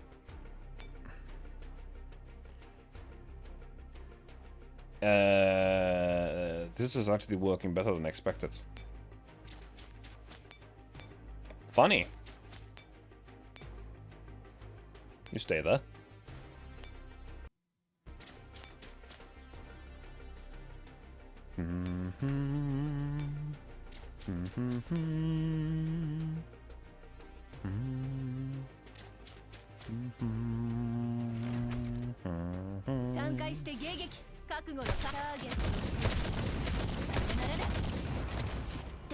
Bang, bang, bang.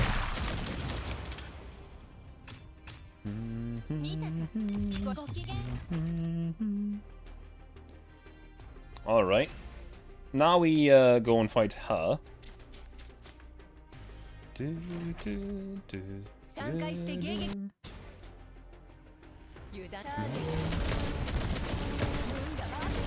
don't know what the fuck is going on. Why was there an alarm just now? I don't know, but she's dead, and we're fine. Maybe not fine, but we're okay.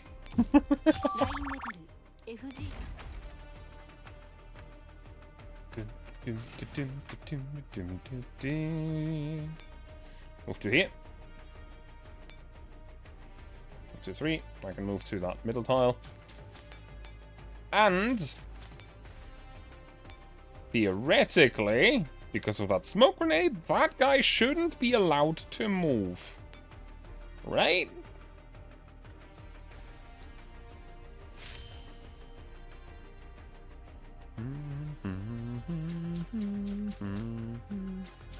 I fucked up there. That's exactly what I meant. I didn't move that one away.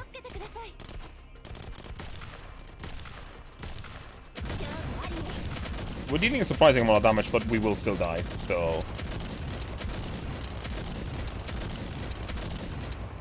Withdraw the squad.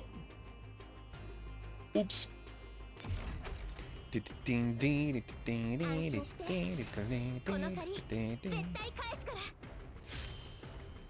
Face of Griffin and Kruger.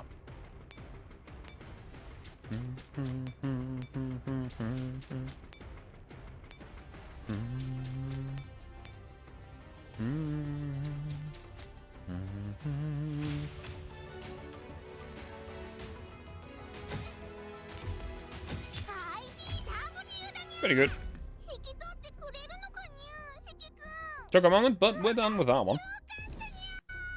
The spider's threats. Oh, okay.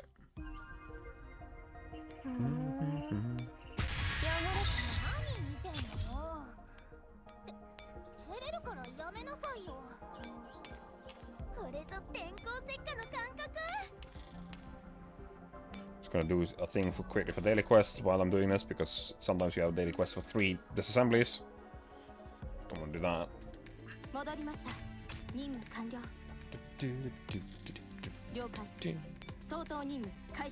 One-click repair should be only NTW, because she's taking some damage. Oh then. Spider threats. We won. On the ledge halfway up the mountain, the commander, Kuro and Mittel stand victorious over Hecate and the Black Old Squad. The battle ends. The box is pulled up and set aside. We actually won. Told you. Told you we're strong. You may leave. Hey, Fox! How you doing? How is this nerd?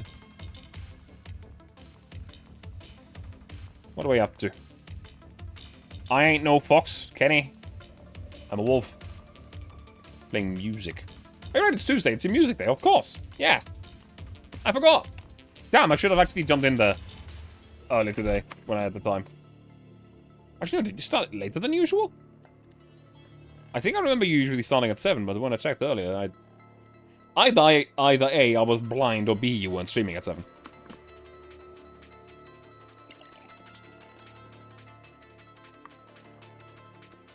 No real play. Felt embarrassed.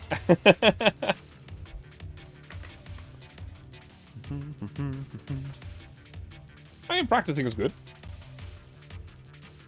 Hope you had a fun stream, though.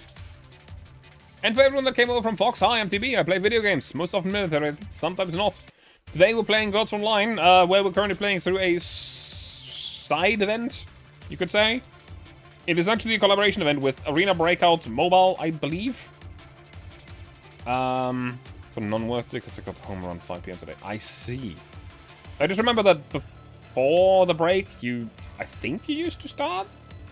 Doesn't this interest us just playing? Listen, as someone that is unable to play any kind of instrument at all, or do music at all, it's impressive, alright?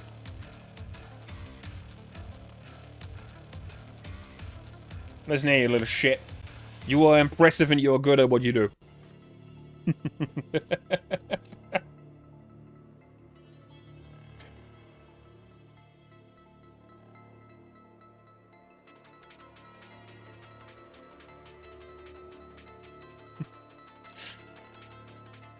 I could also give you some shit, but I won't do that.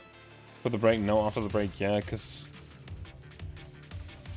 a bit, because I want to spend more time with you. Ah! More impressive.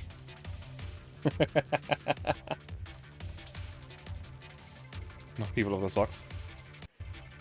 Hey, Fox, I can bully you.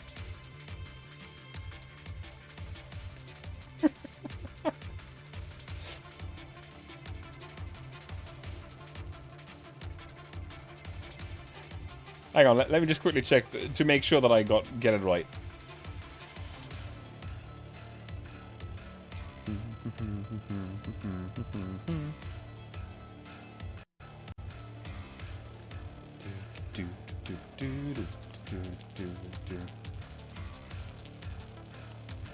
Yeah, you bully me, bitch. If you bully my Fox, I will steal the kneecaps. Nah. You know what's you know what is what day it is in 13 days?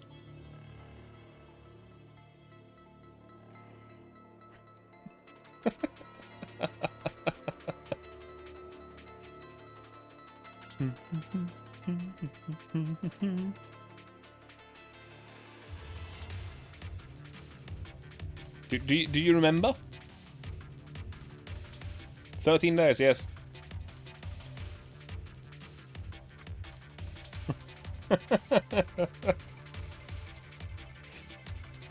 23rd of June, yeah.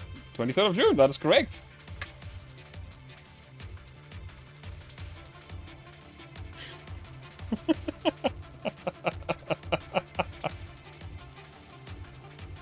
Ah.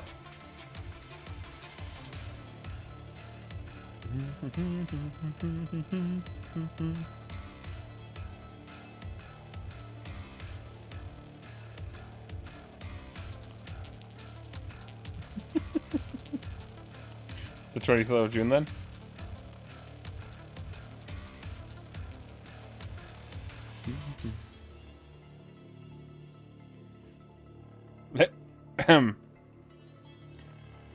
Check your Discord DMs.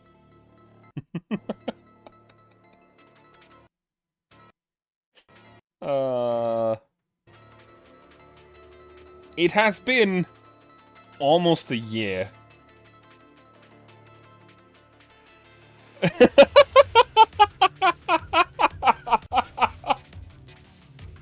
want to rant right now.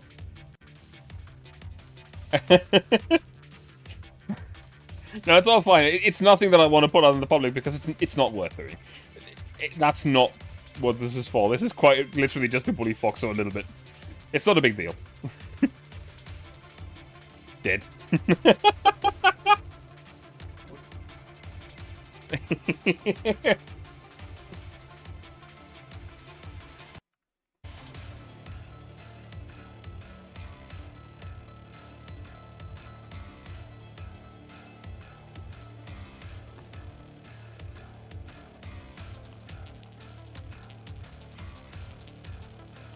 You killed me.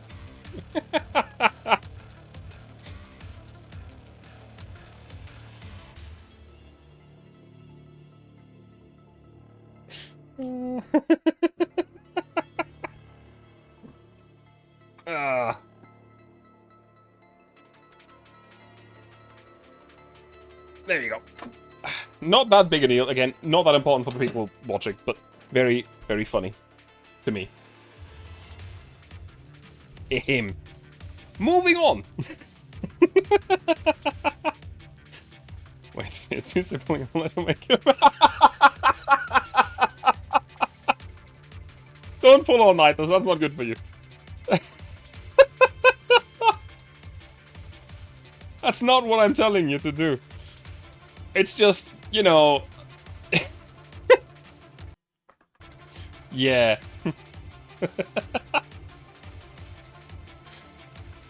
I hope you have a good evening, though, Fox. I could not... Don't. I'm pretty sure that others would be mad. I'm just here waiting. Like, I was genuinely looking at the date of that a few days ago. I was like, the next time I talk to Fox, I have to bully her with this. That was my only thought.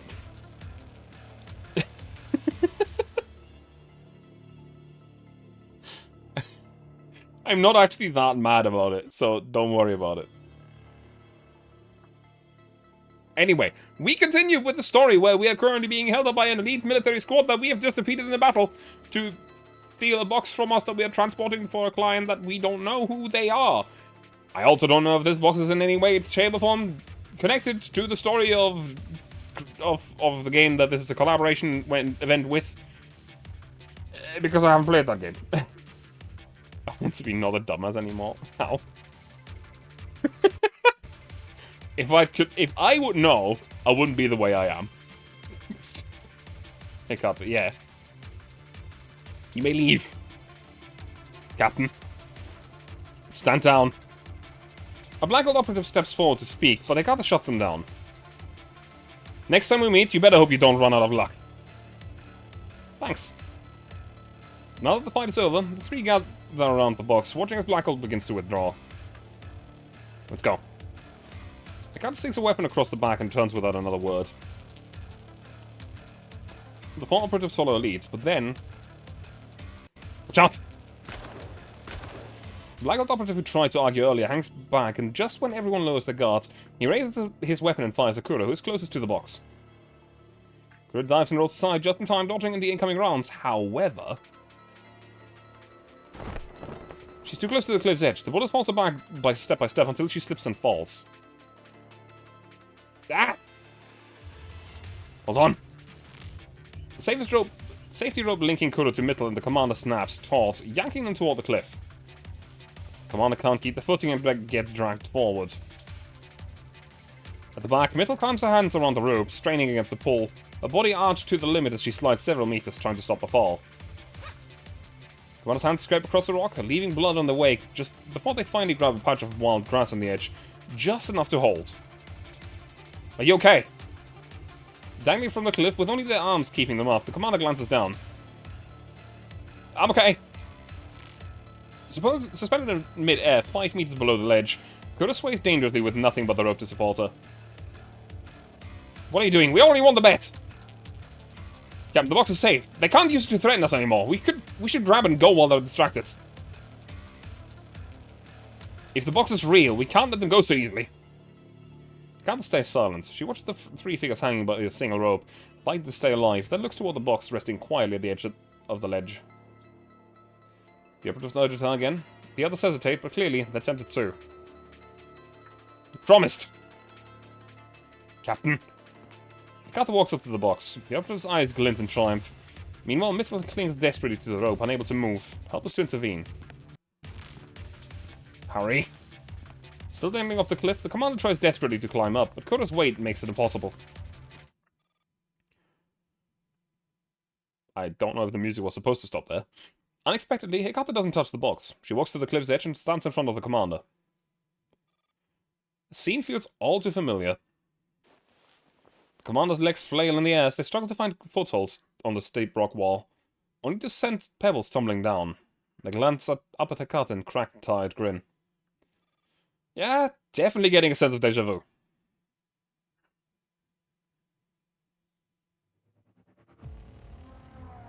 "4 years ago.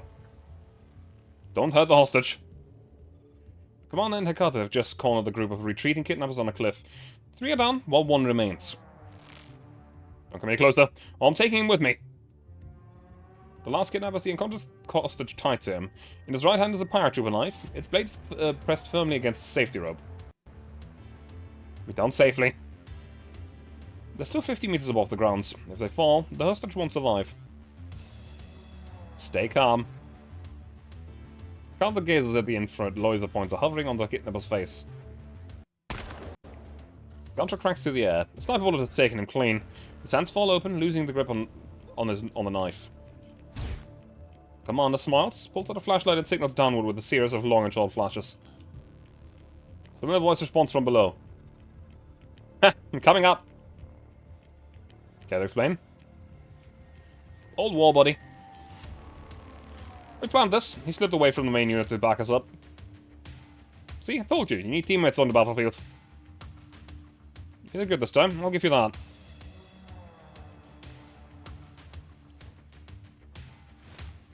Commander's friend climbs up. Together, the 3 remove the hostage from the deck kidnappers and strap them securely to Hikata's back.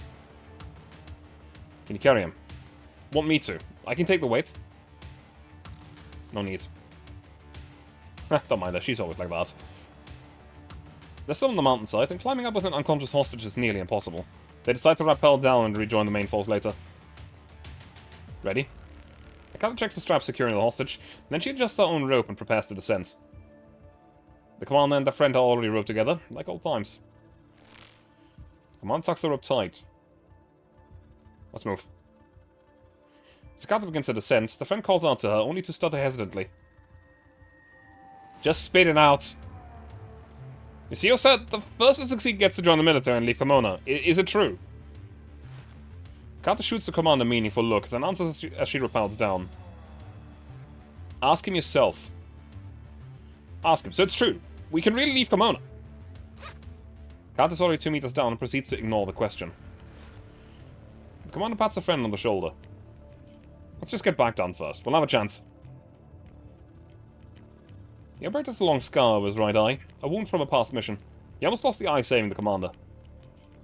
Now he narrows it slightly, trying to make out the commander's face in the dark. Then he also smacks the commander on the shoulder, just like before. "Go ahead, I'll follow."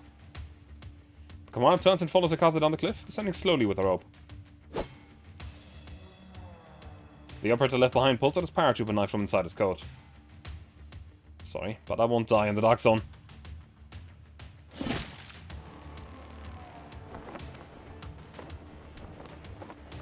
They're falling. The commander feels the body plummeting through the air, but the soul seems to be float free. I see the friend's face, a twisted mix of excitement and fear.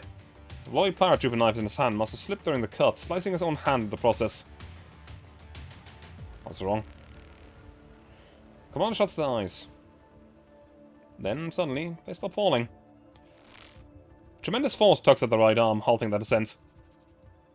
Commander opens his eyes. Hikata's gripping them tightly from just below the cliff edge. "Next time, would you still entrust your life to someone else?"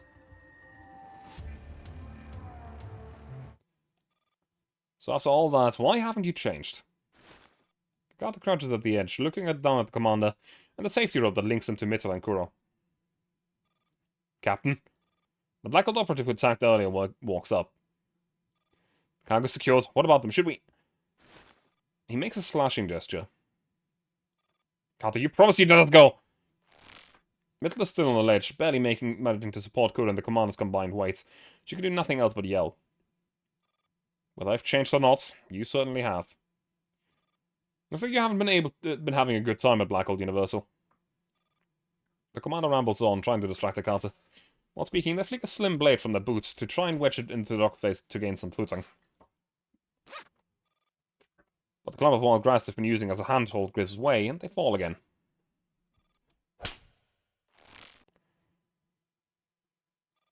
Hecata catches the rope. You... Veins bulge in her forearms, supporting the command and Kuro's combined weight is clearly pushing her strength. Shut up. Are you two alright? With Hecata's help, Mittel grabs a hold of the rope again. She's still visibly shaken from the near disaster. Get up here already. Captain? Hecata ignores his subordinate. She extends a hand to the commander.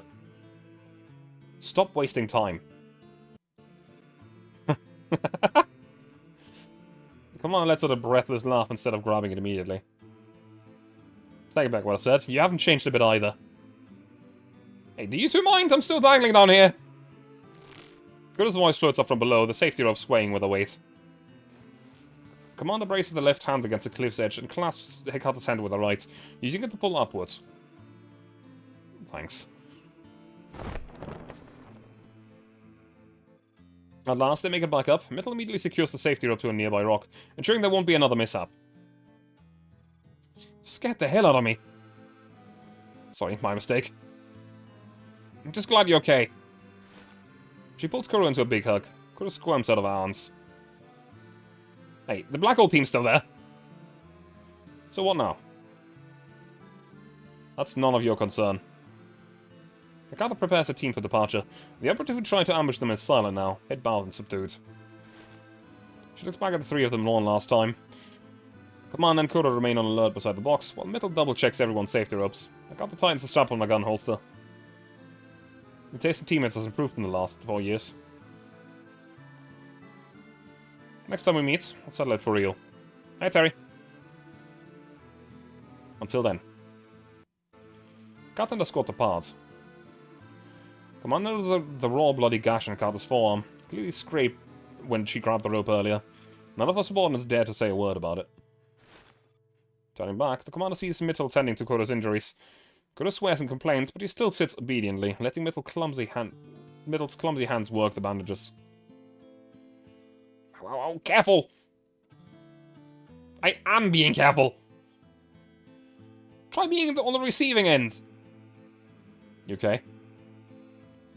It's no big deal. Magazine's fine. Just a scratch on my leg. What I really want to know is, how did you know Hecata would let us go?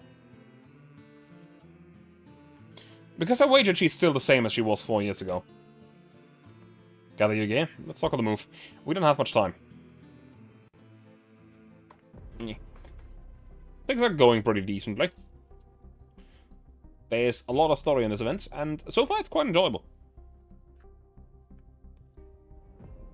However, it is also long, so it's a lot of...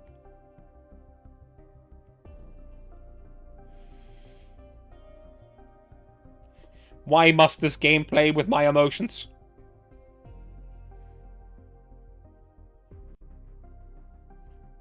Ah!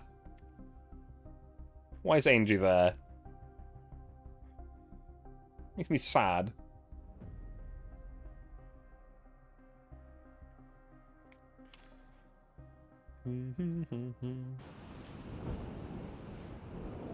At last, the three climb over the cliff with the box, reaching flat ground. They pause to rest and reorganize. In the distance, the Northridge Hotel comes into view. I thought Hecata would show such mercy. Looks like the intel I had on her was wrong. Mercy. Hecata, did I hear that right? 4 years ago, she hadn't shown mercy and instead killed a glory-hungry traitor. If she could have claimed all the credit and gotten the reward. She got to where she is not because she's ruthless, but because she has more principles than most. Kuro unties the rope from the box, casually lifting one of the handles. She tries to hold it out, but the strained arm gives out from the early exertion, and the box thuds up to the ground. Careful! Kuro stares at the commander, puzzled at their overreaction. What's wrong with you? Judging from Mikata's reaction earlier, I have a bad feeling about what's inside this box. I hope I'm just being paranoid. The commander offers no further explanation. With Kuro, they lift the box again, this time more steadily. Let's go find a ride. We're almost at the hotel.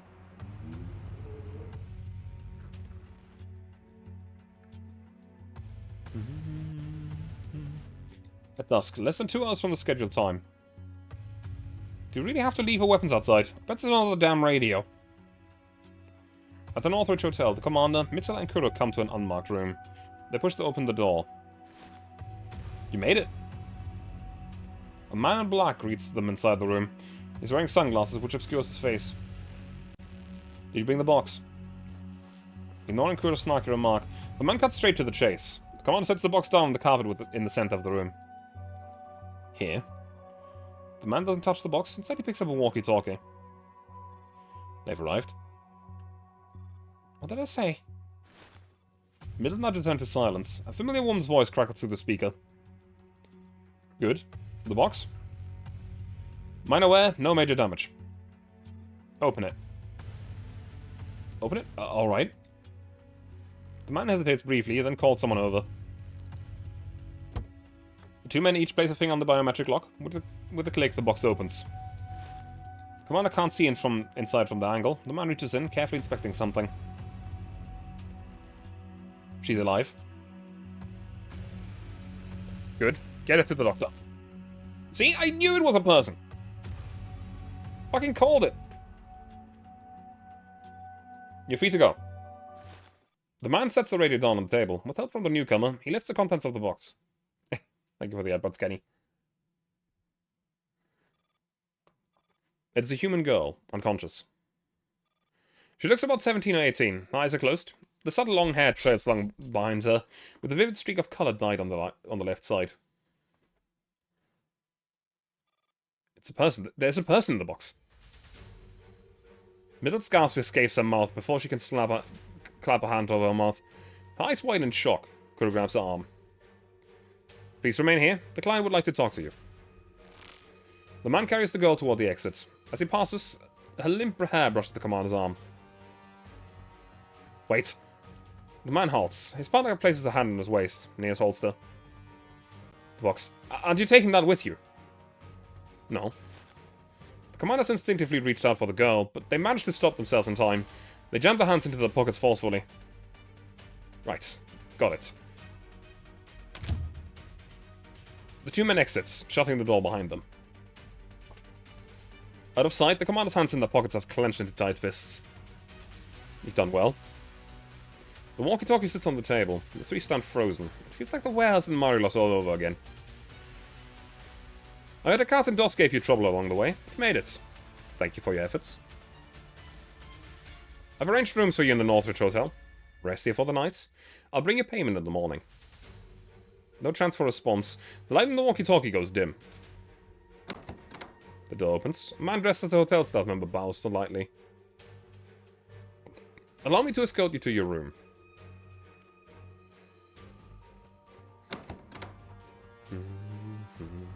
Room 307, Northridge Hotel. Hang on a minute.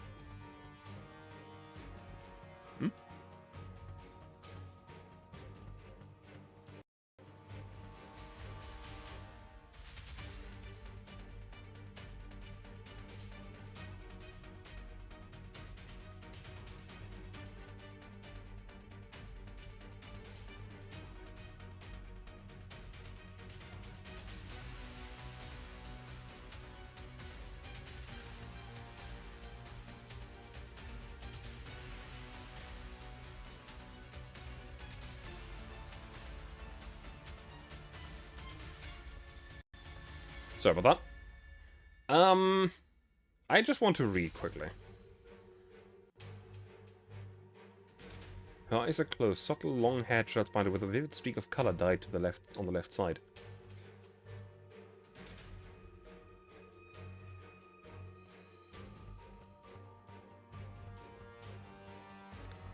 It's M4.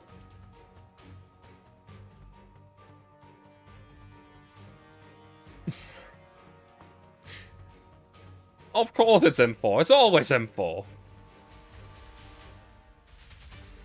The layout and decor are identical to the previous room. All three assigned to the same space. After thanking the staff and locking the door behind them, the tension finally breaks. Stuffed a person in a box and tricked us into delivering her. That's kidnapping! That's why they were the airholes and why they insisted to be delivered in 24 hours. Imagine if we dropped it off the cliff. Good thing we didn't. She's alive. What about Beluga? Does she also know that there was a girl inside the box? Definitely. Hikata too. Beluga clearly knows the girl, and yet she still had us bring her here. Why? You know who else has a vivid chicken color on the left side of her head and looks like a teen? Who?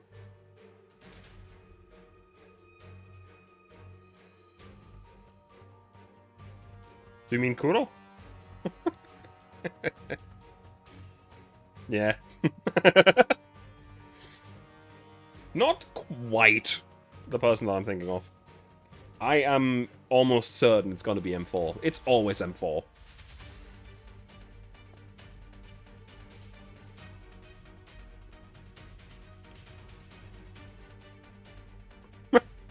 Jesus Christ, Sleepless. That's not good for you. I hope it's at least going good by the progress. The locks are cutting-edge biometric locks and could only be forced opened with 2 people. Forcing it open could have harmed the girl inside. If we didn't bring her to Northridge, she'd have died inside. This was Beluga's only option. Who is this girl, anyway? To have both Dot and Hikata fighting over... It's totally unheard of. And Sunyata Boom here? I don't know what that is. Who she is. To drug someone and lock them in a box. They're not good people. Should we...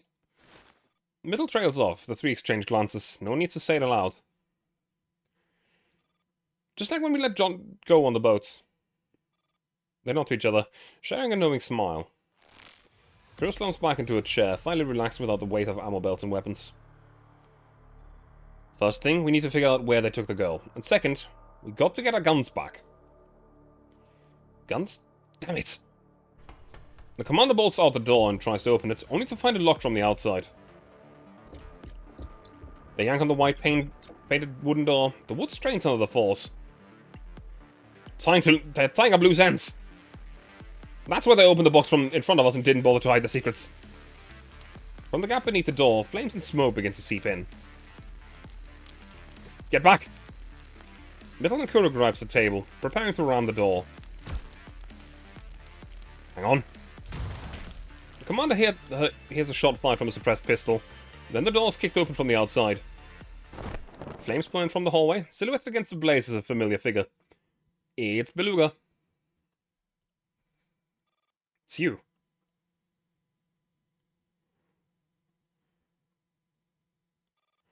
The next day, in a hidden room 1 kilometer northwest of the Northridge Hotel, the phone call takes place. Hello, it's me. The box was delivered, but someone took the cargo last night. All we know is there was a woman missing an eye. Those 2 special operatives have already been dealt with, but I suspect someone else showed up at the Northridge Hotel last night. Sheep cheese flavored chip. Interesting, I guess. Don't worry, I'll get to the bottom of this.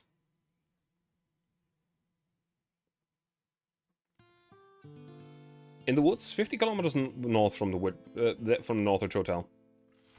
A jeep bumps and grinds its way down a mountain path. Judging by the depth of the tracks, it's carrying a heavy load. Far enough. We should be safe now.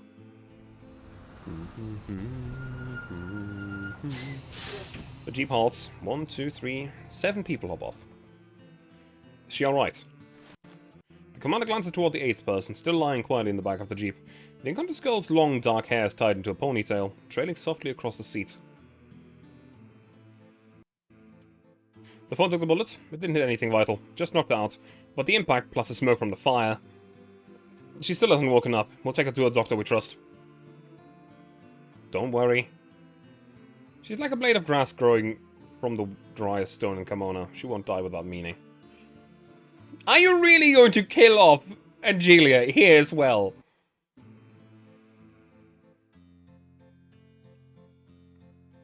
Motherfucker. Hope she's okay, thank you. Saved our lives. Yeah, thanks. It's the second time you've charged into a burning building. What were you even doing in Northridge? It wasn't a coincidence. A month ago we took a job. The only instruction was to arrive at Northridge Hotel yesterday and stay the night. A job? Yeah, the client was a teenage girl. Never heard of her before. Not even a dark zone. But she had a streak of the highlight dyed into the left side of her hair. And? We waited outside until sunset. That's when a girl with an eye patch over her right eye came looking for us. Beluga. You know her? She's a friend. How is she? She looked fine. She had a private conversation with Angelia, and then Angelia took us on a rescue mission. Didn't expect to see you again when we busted down the door. Thank you. Truly. We don't know much else.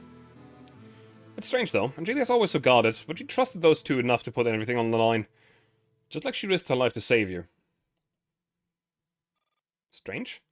To be honest, I don't even understand it myself, but if I had the chance, I'd do everything in my power to save her, too. You're strangers, no? We've never met, yet it feels as if we've known each other forever. Like we'd gone through the fire and water together countless times. Maybe that's the kind of trust that transcends time. A gift of fate. So what now? We'll probably need to lie low for a while. If you hadn't swapped us out with 3 corpses yesterday, we wouldn't have gotten out so cleanly. Those back in decline must be dangerous. We'll need new identities. A wise choice. Well then, this is where we say goodbye. We need to figure out how to wake our sleeping beauty, and this jeep can't handle more weight. Good luck. I hope you meet again. Take care. The 4 light-haired girls get back into the jeep. Lucia starts the engine and leans out the driver's seat. Let's not make it too long until next time. Trust me, it won't be. Bye. Stay safe. Bye. The jeep carries off the 4 girls and the unconscious Angelia. Forest is quiet again, with only the commander, Kuro, and Mitsu left behind.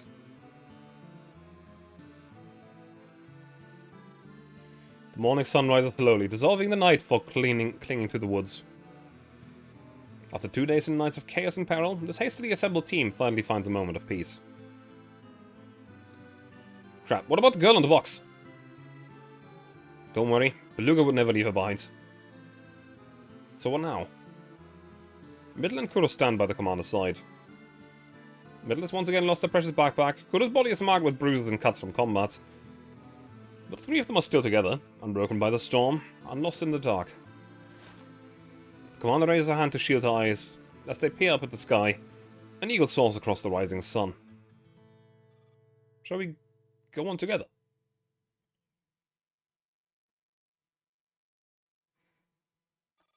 Late night at an unspecified forest camp somewhere in the dark zone in Kimona. Follow me. Middle moves quietly through the camp, leading 4 bewildered civilians, carefully avoiding the guards. Cuckoo, cuckoo. A familiar bird call echoes from the trees ahead. It is Kuro, signaling a position and urging them on. This way. The kidnapped civilians are led to safety. At the same time, plumes of flame rise from several tents in the center of the camp.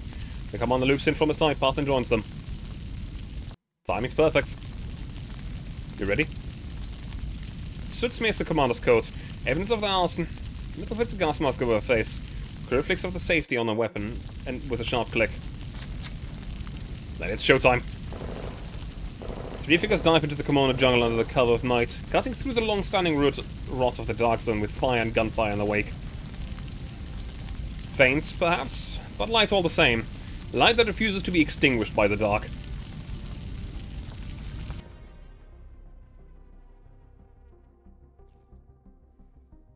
Man. Couldn't they have just left Angelia just be fine in this one? Come on.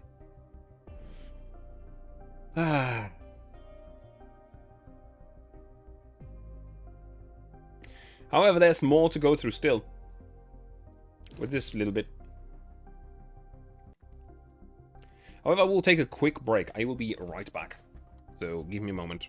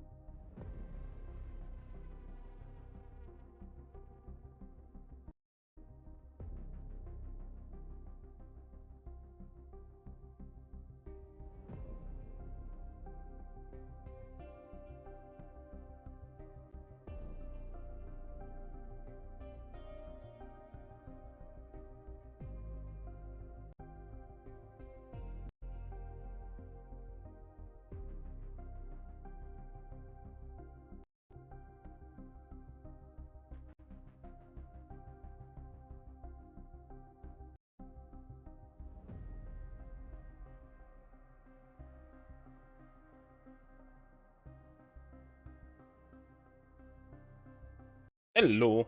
Sorry about that. Have a good night, Bakasura. Sorry for not being here when you left. Thank you for the thoughts. There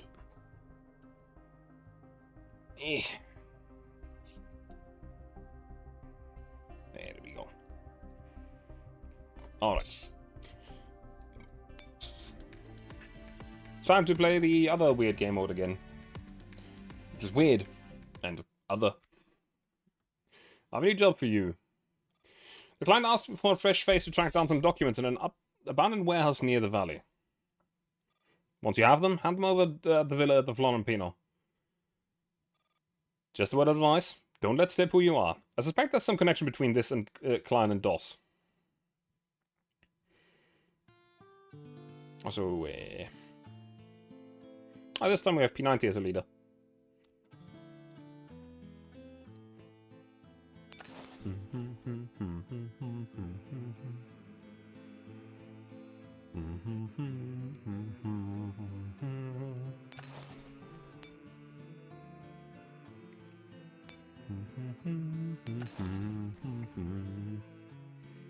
What can you do?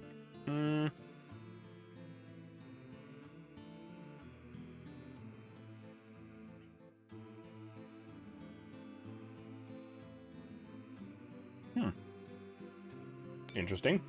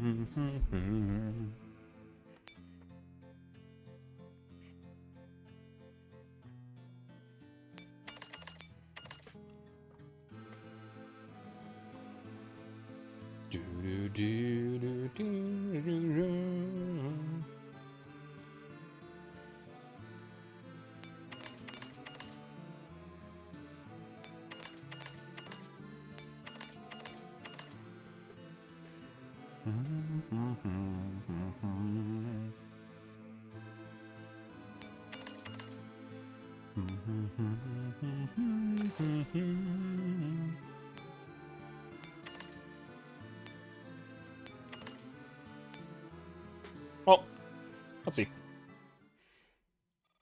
Welcome by the gang. If only we had more gear or support. Search around. Hopefully we'll find something useful.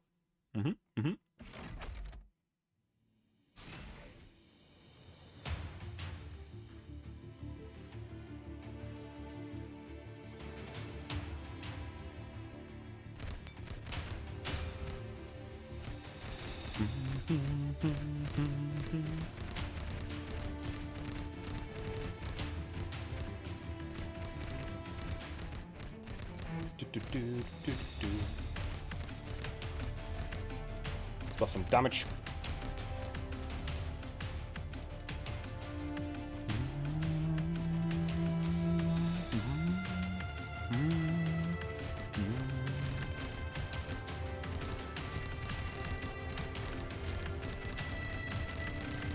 Is already the evac point? What? That's whack.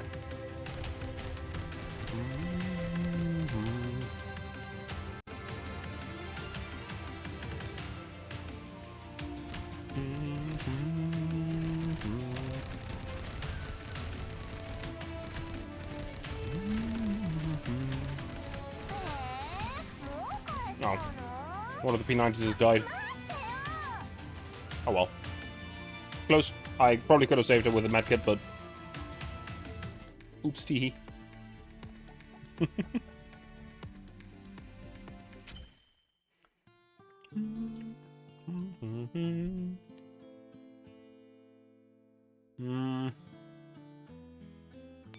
These things are the least. Ooh, 101.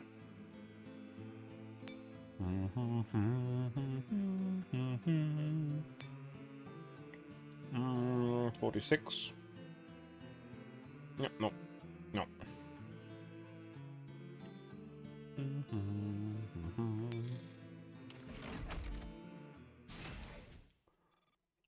Nothing yet. Keep going. We may find clues. Yippee. I'm gonna have to buy a new P90, which is a Shame, but it is what it is.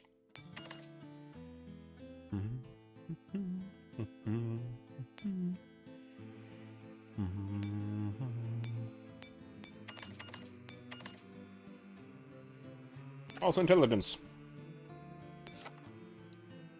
New blade. A worn ancient gold coin. Most currencies are handmade. Are made wearing there. Most currencies are made of hard-wearing materials, but this one's simply too ancient. Worn down by the passage of time, the patterns and inscriptions on the gold coin have faded. Its edges are chipped and imperfect. Doss often tosses and catches the ancient coin, as if trying to grasp something through it. And when you hold it in your hands, what do you feel? The lure of power? The echoes of history? Or simply, this thing must be worth a fortune?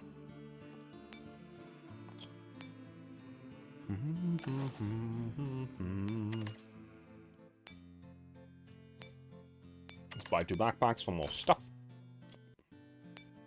Never mind, we have just too little.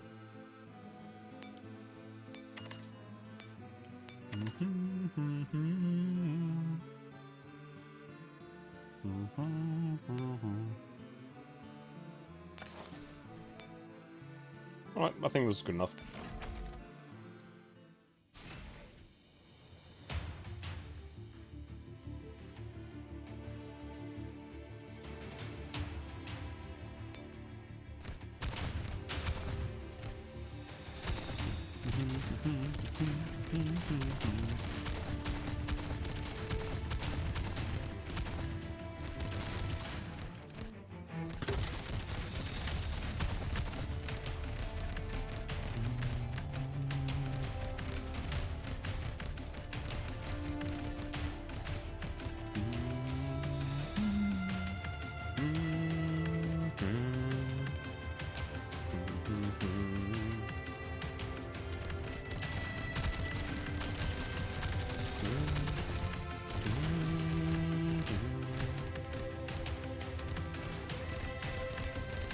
Upgrade them immediately as we spawn them in. It's gonna get loud.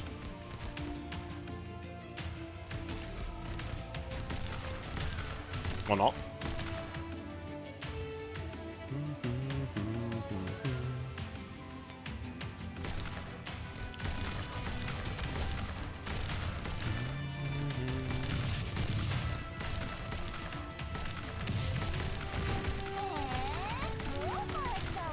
Oh, one of the P90s died again.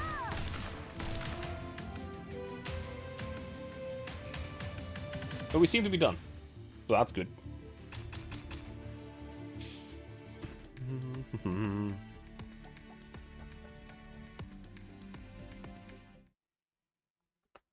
Good work, everyone. I've got some energy bars here.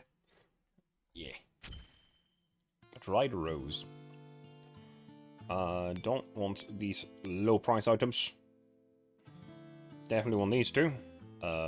Maybe this and this. Oh, that's full. That's below 60. Alright.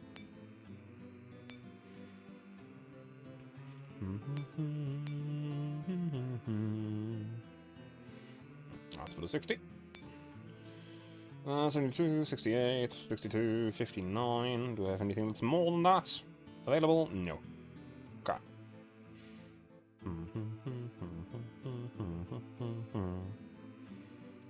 Okay. Strange. The more I think about it, the less it makes sense. Okay, it's better focus on just focus on what's at hand. Okay, let's buy P90 again. Ooh, MG5, what can you do? After every 3 attacks, the next attack deals increased damage. Okay. We'll take MG5 instead. That's a no-brainer. I love MG5. At Dried Rose, people say this valley used to be a hub for floral trades. Many have heard of Doss's floral business, which is said to revolve mainly around romantic roses. There must be a massive market for flowers in Kimona for the Antonio family's trade to have grown so large. Though the exchange of flowers and plants, along with some well-placed connections, they've come close to controlling the entire valley. If given the chance, one should really take a stroll through his flower fields.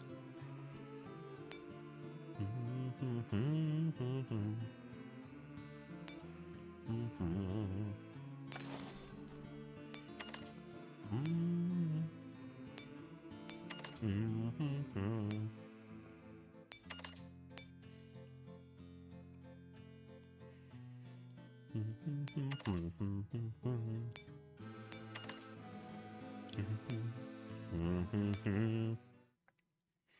enemy is now even better armed. Can't be helped. We'll have to take them head on.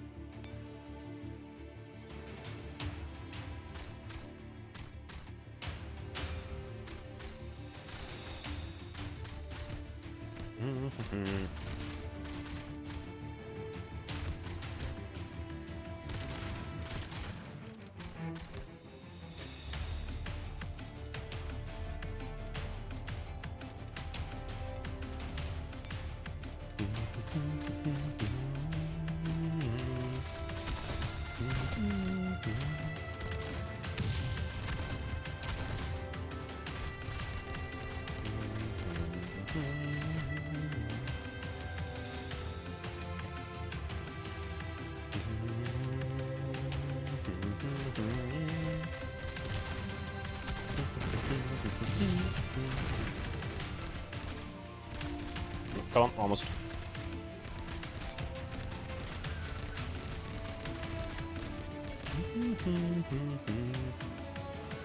That was easy. Seems like MG5 is pretty good.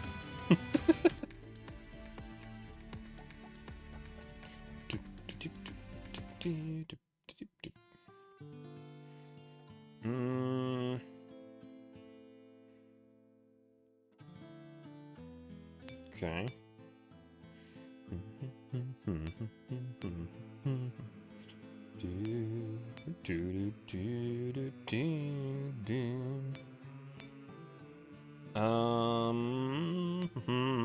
Take all of the really high value items with me. Because shit's expensive. Well, fuel is also expensive. Damn. Is that fuel? High impact polystyrene. No, never mind, that's not fuel. That's polystyrene, apparently. Looked a bit like a fuel can to me, but oh well.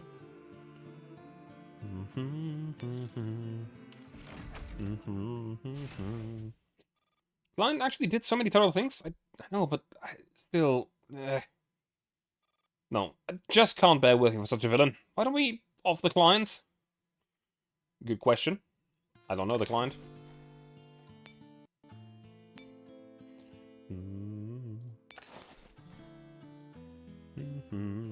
Oh, ACR is also new. I didn't see that. Attacks reduce the target speed for 2 seconds with 2 seconds.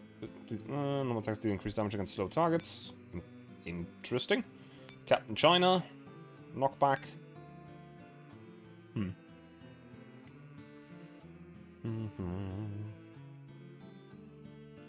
Knockback does seem potentially useful.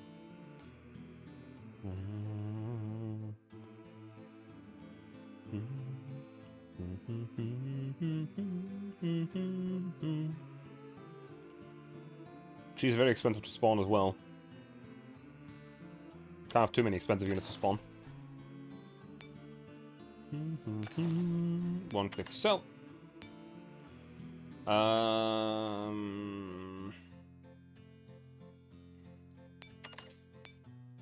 Let's sell these. Got myself another 2 Molotovs, I guess.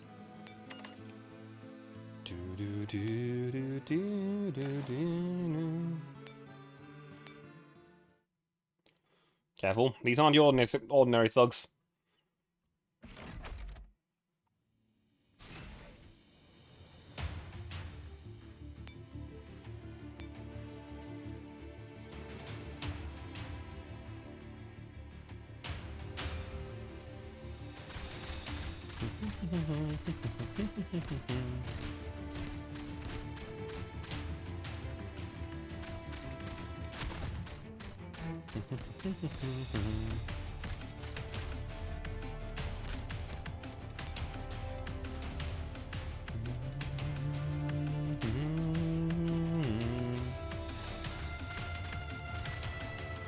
Let's increase the evasion of everyone.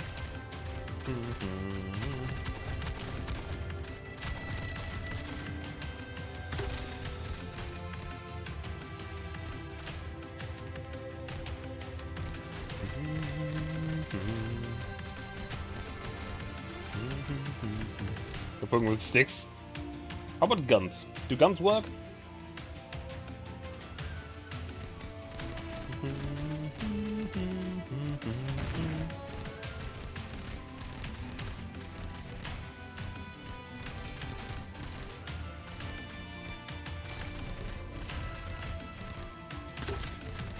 Pop.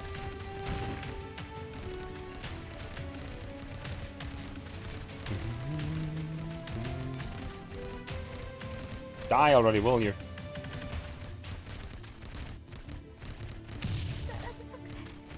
Damn. I don't see the HP, so I can't tell how long they'll hold out.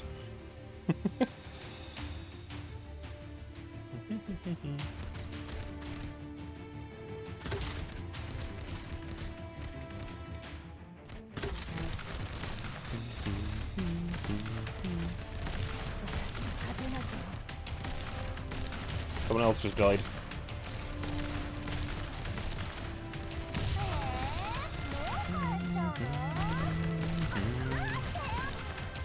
All the grenades.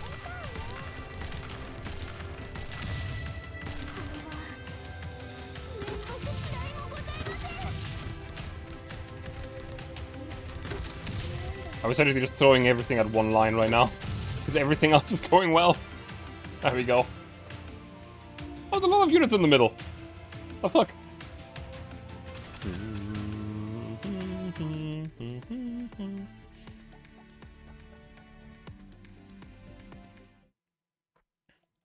All done, finally. Now I can clean up the battlefield. Don't let those find out we were ever here. With this, I suppose we've avenged their innocence.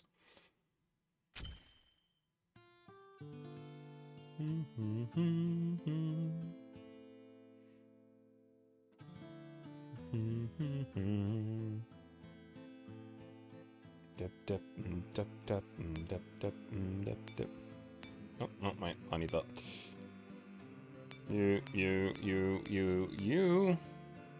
You. And then we grab everything that's close to 100 or over 100. I have one more slot in inventory open. 85 seems to be the highest. Do I have anything that's worth less? Nope. Yes.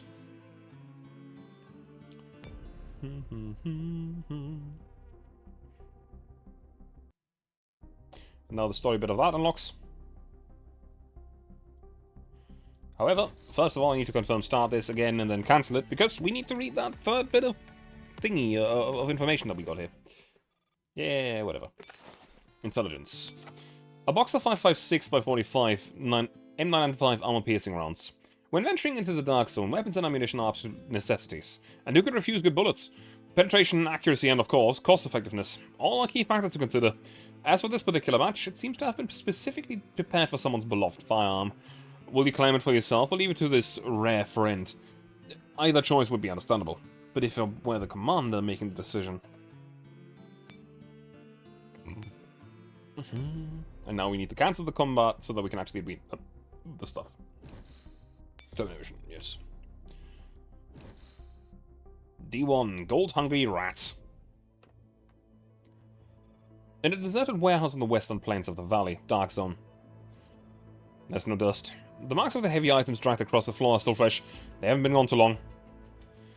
The warehouse is now empty of cargo. All that remains are some bare shelves and cardboard boxes, left scattered without care. In a small side room, there's still a kettle full of water on the stove. A dry teapot sits on the nearby table.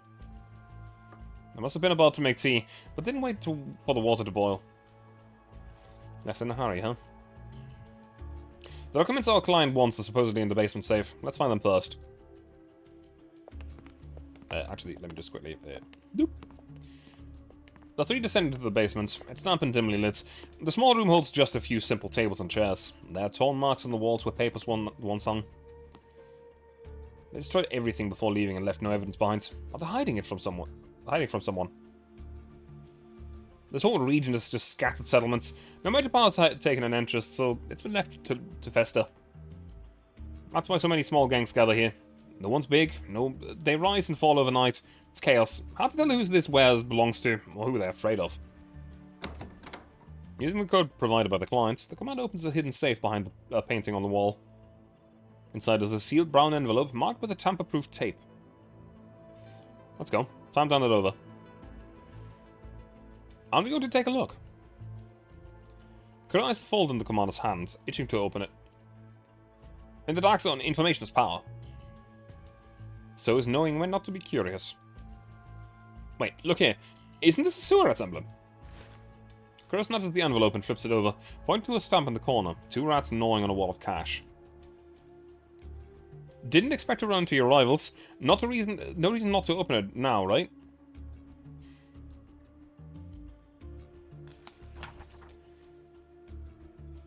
Pages upon pages. Files on the sewer rats, gold mines, DOS, Carven, cargo ships. What does this all mean? Back upstairs, the 3 of them sit in a clean corner of the warehouse, spreading documents out to examine them. So many contracts, invoices, financial records. Overwhelmed, Mittel sets down the one in the hands. If it's a sealed safe, marked and retrieved by a third party, it must be something dirty. The commander keeps flipping through the files, searching for links among the various forms and papers. These show that DOS is offering protection to the sewer rats and helping them with human trafficking. In return, the sewer rats give back 80% of the profits, handled through a subordinate of DOS named Carven. 80%? They're skimming that much off the top. They only take that much probably because the sewer rats are relatively big. Only? That's insane! Sure, what they're doing is illegal, but the cut is outrageous. Mittel grabs several contracts, her eyes wide as she searches for any sign that this could be fake. Calm down, that's the Antonio family we're talking about. In the Dark Zone, if you want to do shady business, you can offend Blackwell Universal, but not DOS. Getting 20% is better than getting nothing. Mittel stumps to the ground, defeated. One of the pages slips from her hand, landing near the commander. The commander picks it up. It's stamped with the emblem of both parties. They study them incredulously. Beluga said the stuff they left us all was taken from DOS. Some had the Antonio family crest on it, if I remember correctly. The commander points at the stamp. Isn't this one missing a leaf? I think you're right. Whoa, this is huge! Someone's pretending to be the Antonio family and impersonating DOS. That's a death wish. So when DOS said he didn't know about the boats, he was telling the truth? The commander gathers the scattered papers and reseals the envelope carefully. Looks like we'll have a task to ask that nervous Klein what's really going on.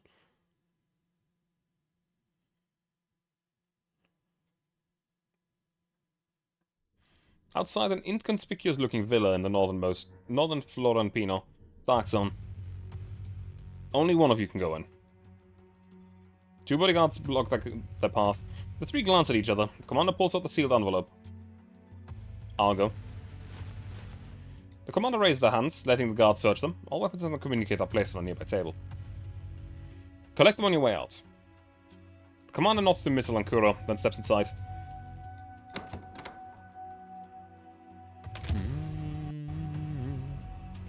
The villa's interior is lavish. Genuine leather sofas, ornate rugs, a glittering crystal chandelier, all a stark contrast to the humble exterior. The commander studies the place carefully, noting the layout and security as they are led to a small study next to the living room. A pot-bellied middle-aged man sits behind the desk, waiting. You brought it? The client waves off his men. The commander hands him the envelope. He doesn't open it, just inspects the seal. Good work. Here's your payment. He pushes a small briefcase across the desk. The commander doesn't take it.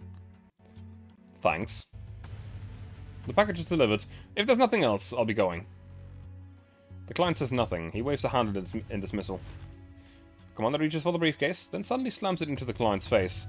At the same time, they roll beneath the desk, and kick over the man's chair. Klein yelps, caught off guard by the temporarily blinded. By the time he recovers, the silenced pistol he was hiding under the desk is already in the commander's hands. Hell, staring down the barrel of and now aimed at his head, the cry dies in his throat. What do you want? Keep your hands where I can see them. You weren't going to let me walk out of here anyway. Consider this a small payback. The man lies on the floor, clutching his head. His heavy frame trembles, too afraid to move. Don't kill me, I have money. You can have everything. Everything in this villa. What's going on between you and the sewer rats, Carvin? How do you know? You looked at the files. If you read them, then you should know I'm with the Antonio family. I'm Doss's man. Touch me and... How many lives do you think you've got? Besides... Carvin's small beady eyes dart to a spot behind the commander. A chill of killing intent washes over them. Been waiting for me, have you? Okay. The Executor. Inside the villa, where everything feels off in an uncanny way, an unexpected figure appears. The commander doesn't move. The muzzle of their gun stays pressed to Carvin's forehead, even as they expose their back to the person behind them. Beluga. Beluga, kill them! Think my bullet's slower than hers? You're not here to kill me. If you were, you'd have already pulled the trigger. Who are you? Why are you interested in the sewer rats business? Since we're as far off now, how about a little chat? Though still sprawled awkwardly on the floor, Carvin's greed glimmers visibly in the slits of his fat, sunken eyes. You really are disgusting. The commander lifts the knee pinning him down and steps back, standing up straight again. Carvin props himself up with both hands and struggles to his feet, fussing over the creased hems of his suit jacket. See, I won't say no to money. In the Dark Zone, it's all just business. He freezes mid-sentence. As the commander steps away, the distance between them grows, and Carvin suddenly realizes Beluga isn't aiming her gun at the commander. She's aiming at him. Beluga, are you insane? Beluga doesn't respond. Not even a flicker of emotion crosses her face. I'd keep my voice on if I were you. Call the guards in here and you'll be the first to die. The redness in Carvin's face drains rapidly. He swallows hard and reaches up to wipe the sweat from his brow. Don't move. His hand freezes awkwardly in the air. Well, lots of people. What are you doing? Following orders. Cleaning up traitors. Traitor? Me? Carvin points at himself, incredulous. Beluga says nothing. The muzzle of a gun bobs up and down slightly, like a silent nod. Served the Antonio family for years. I was already with them before Doss was even born. And now you... Just some new face who's been around for what, 2 months? You think you can call me a traitor? She's not wrong though, is she? Commander grabs the forgotten envelope off the desk, rips the seal and shakes the contents onto the floor. You forgot the Antonio family seal. You forged the Antonio family seal, signed contracts with the sewer rats behind Doss's back, and funded the profits straight into your own pockets. I doubt this is the only thing you've done. Carvin's lips tremble. His tight suit shirt strains as he breathes faster, panic rising in his chest. I don't know what you're talking about. I'm loyal to Doss. He taught me to handle all of this. His voice trails off, getting quieter, but no one is paying attention to him anymore. Doss sent you to kill him. Yep. You. We share the same goal. It's been a while and there's no noise outside. All clear? Yeah, Middle and Kudo are here too. Then there's nothing left to wait for. Wait! Just as Beluga raises a weapon to shoot, Carvin shouts in desperation. I've got something to say. I have evidence proof you're a spy. Okay. Who's the fish? The atmosphere inside the villa shifts once again. Though Carvin is still held at gunpoint by both the commander and Beluga, he now seems oddly at ease. Smiling, he pulls out a chair and sits down. Don't forget, it was me who introduced you to Doss in the first place.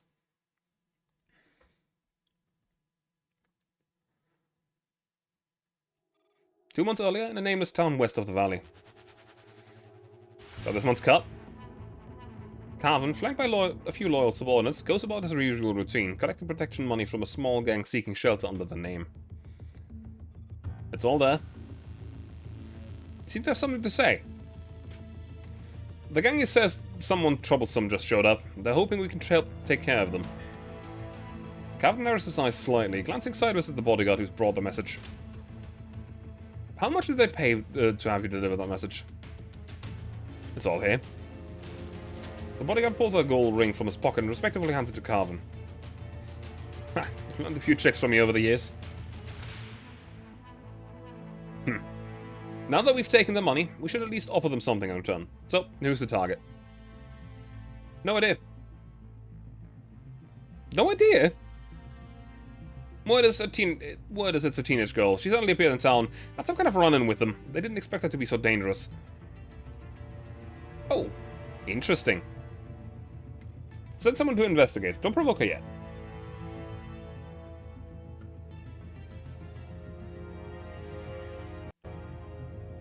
Your beluga, the one we're talking about. Something you want? Relax, I come in peace. I'm here to offer you a sincere invitation to join the Antonio family. Antonio? You're Dos. Ha, no. But I'm one of Dos's most trusted men. You can call me Carvin. Beluga's eyes the rotund, middle-aged man in front of her. It doesn't quite match the fearsome image she'd heard associated with Dos. Boss, about the favor we promised the gang. Carvin draws and shoots the bodyguard who whispers the reminder. A little gift to mark our first meeting. Beluga smirks coldly. Pleasure doing business.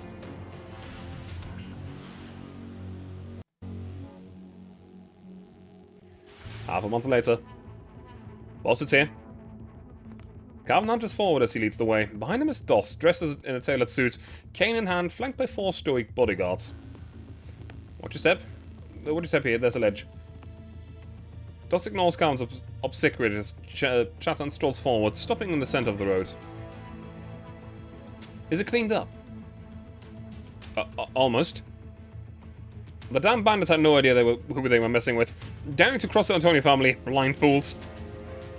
The leader, Jim, ran off. We're going after... If someone has to die today, I'd rather it be Jim than you, understand? Yes. Carvin wipes the sweat from his brow, bowing even lower than before. A disarmed subordinate runs over from a distance and whispers something to one of Dos's guards. Boss, we got Jim. Good, let's see him.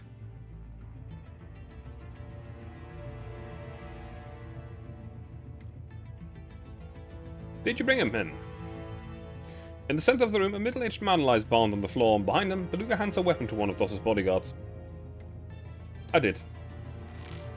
Dos doesn't even glance at her. He raises his cane and lifts Jim's chin with it, inspecting his face to the, from side to side. Then...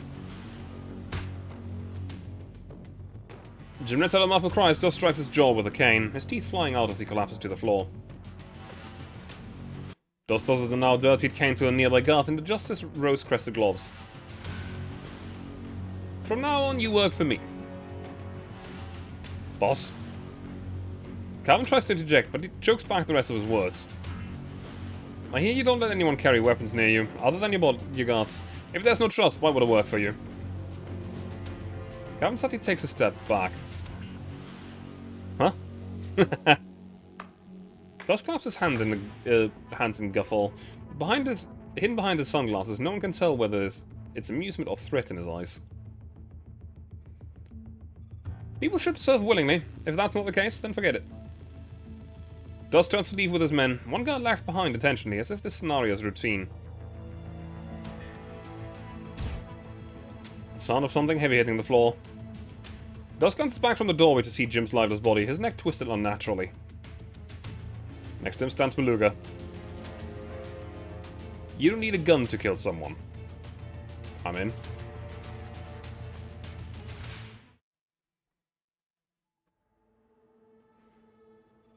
You realize if you hadn't agreed to Dos back then, you'd have been the one to die. Whatever Carvin's recalling, perhaps the scene of Beluga being gunned down by Dos's men, makes him burst out into smug laughter in his chair. Then he remembers the situation he's in. The glee contorts into a grimace of rage and bitterness. You keeping you close could bring me trouble, so once you transferred to Dos's side, I had people watch you closely. Eventually I found something off. The team Dos sent with you to hijack the boats. You killed all of them, didn't you? If you kill me... Carvin crumples to the floor. Blood pools from the back of his head. A single bullet hole marks the center of his forehead, and the smugness still lingers in his eyes, frozen at the moment of death. He talked too much.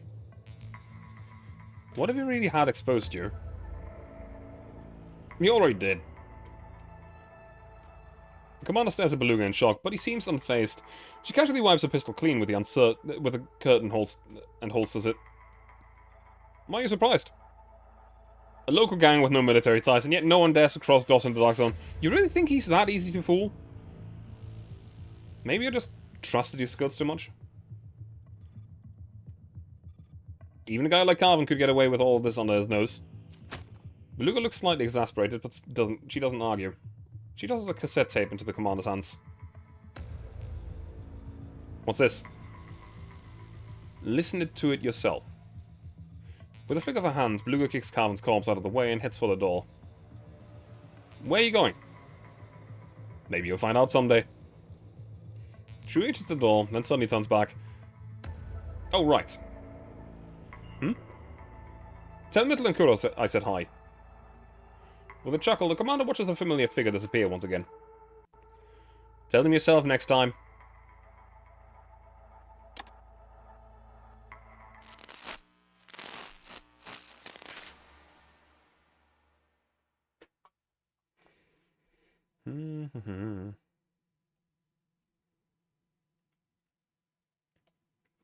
The cassette's audio is often filled with background noise. An engine rumbling, likely recorded secretly in a car. Gradually, a familiar voice cuts through. Send Beluga to Carvin. That rat's already eaten more than enough. Do you mean Beluga? She's not coming back. I know the things she's done.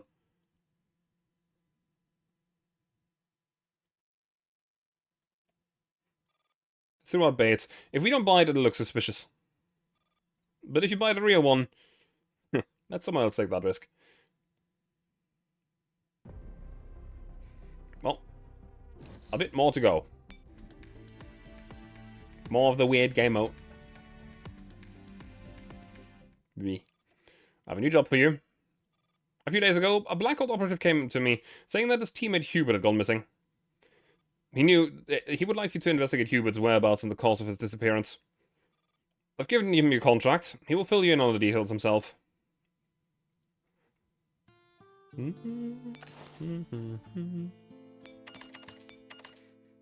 Alright.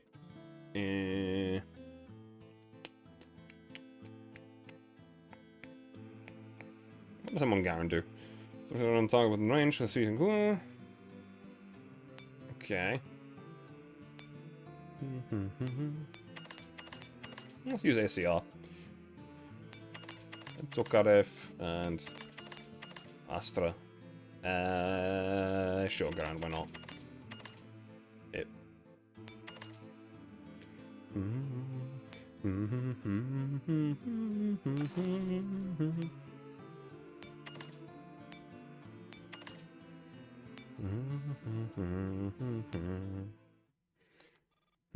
Black Gold again.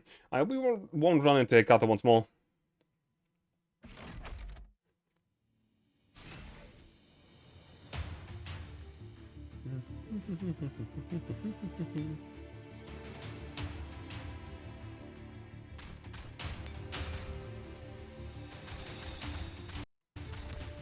This might cut it a little bit close. Too close.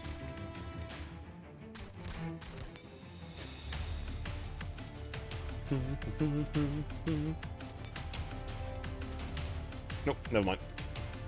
We try.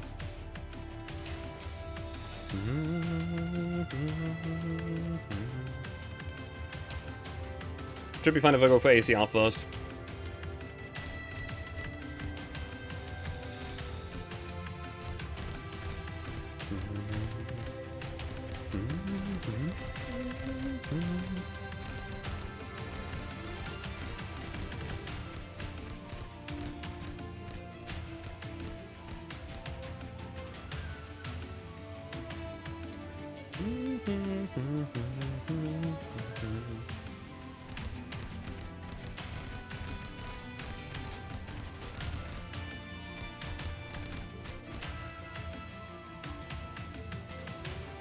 Cancel that for now.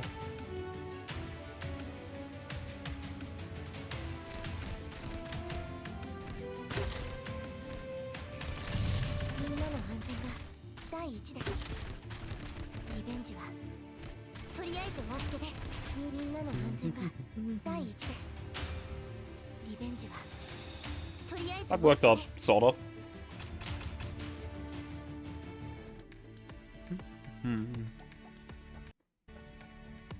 Need to rebuy a bit, but... Eh.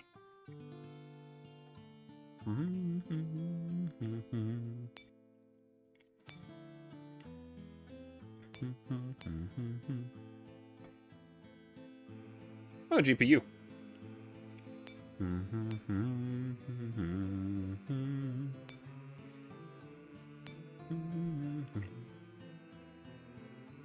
$94, so the next lowest value. We're good. For the mission, we must all keep it up. Intelligence. A well-maintained carabiner. Anyone familiar with the Kata knows that this carabiner is a treasured possession. Everyone carries secrets from her past, but Akata has never tried to hide hers. Climbing and mountaineering are both a passion and her personal badge of honor, grasping every opportunity tightly and climbing tirelessly upwards. That's just who she is.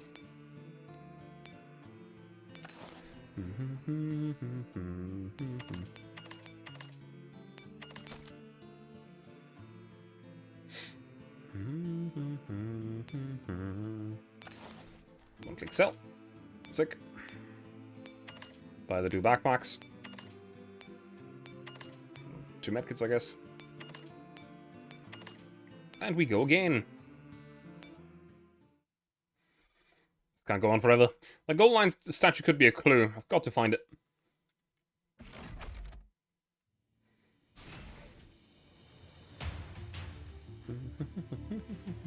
Let's start with P90 for now. She seems to be the most reliable to survive for a bit. Not that it's damage output, but survival seems to be pretty decent.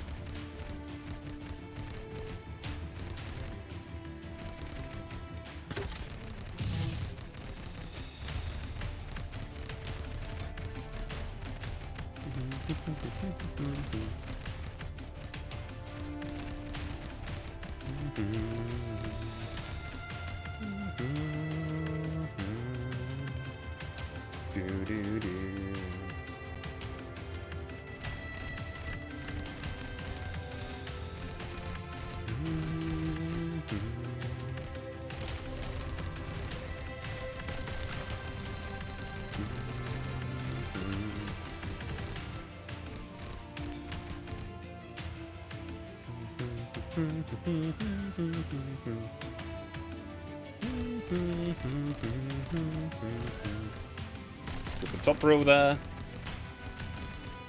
Medkit. Oh damn, that was a little late.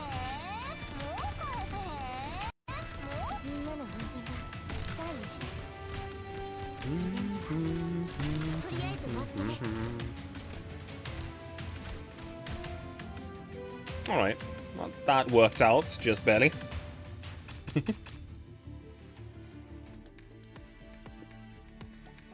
Still a weird game mode. I'm not the biggest fan of it, but it works, I guess.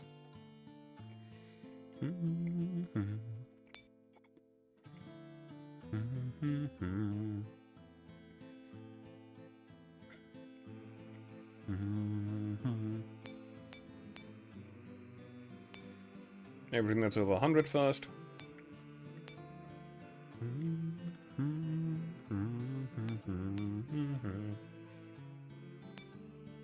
98. Well, 68. Ugh, that's nothing compared.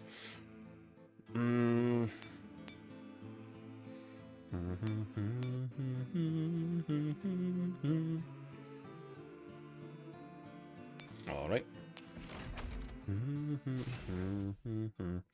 Carlton Hubert. Just the thought is enough to make me shudder. What on earth happened to Hubert? We need more clues.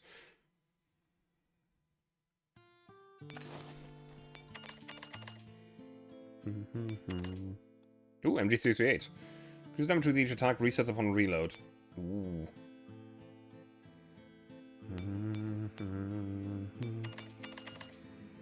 MK3A1. Attacks the 3 nearest targets simultaneously, but the right attack range is reduced. Okay. Intelligence. A hand-drawn map of the Dark Zone. This map has seen some years. Though the paper remains intact, it's been altered multiple times with markings in different colors. And come on, both the Black Gold Universal and White Wolf Squad have their own forces entrenched in the Dark Zone. The terrorists have changed hands many times, with those in power sometimes engaging in fierce conflict, sometimes forming uneasy alliances. Until the very last moment, no one can predict how many more times the name of the owner on this map will be rewritten.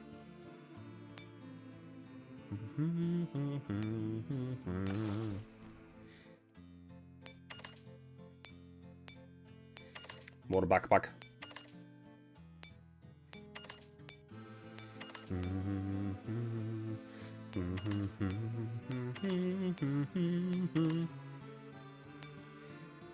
Let's go.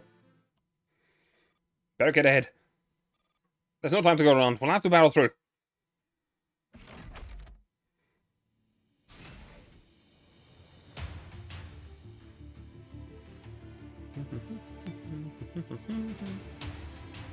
You still had ED installed but had forgotten. Well, now you know.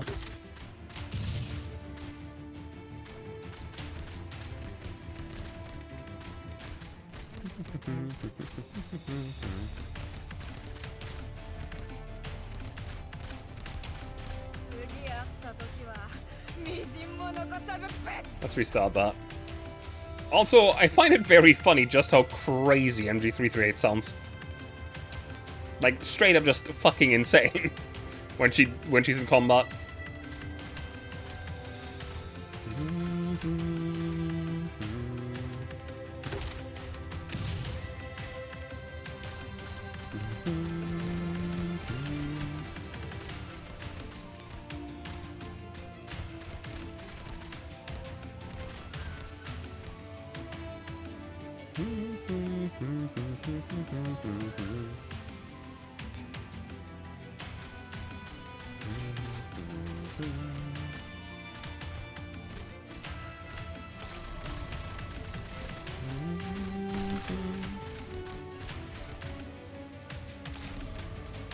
Run some trades later to get on cash monies.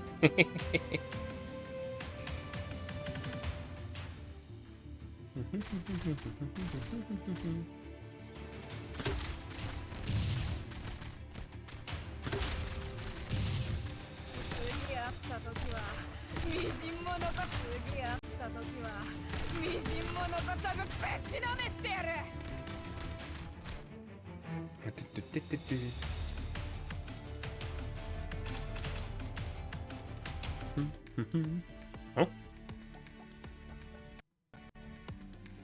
What?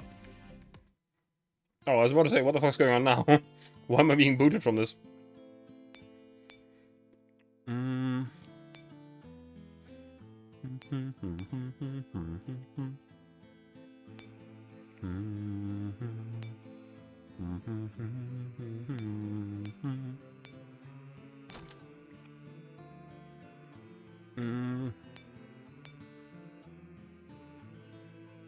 Is anything close to 100? You and you.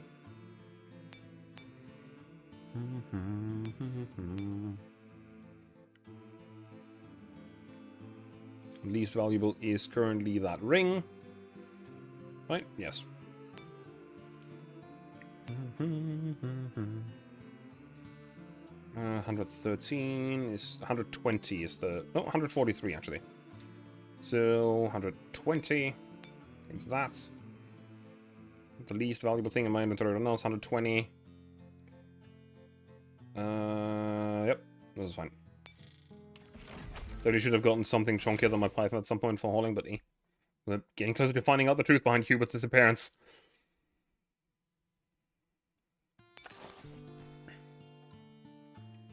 So 338 is not a good starter here, that's for sure. But she does deal a lot of damage.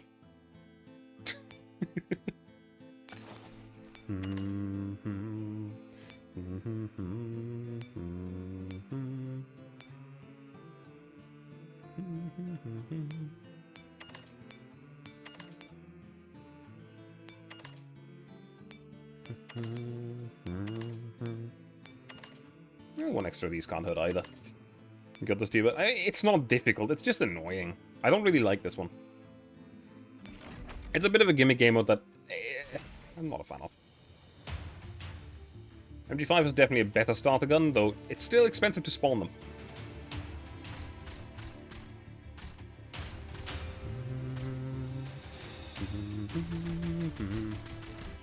Bop, bop, bop, bop, bop, bop, bop, bop.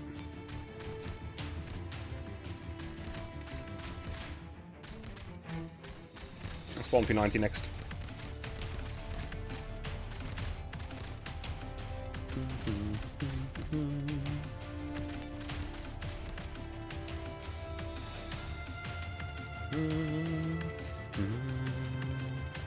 Na na na.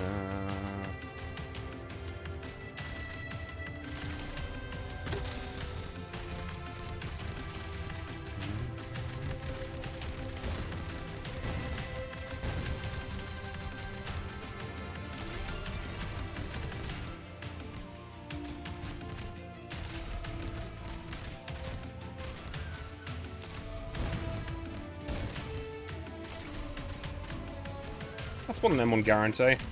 Why not?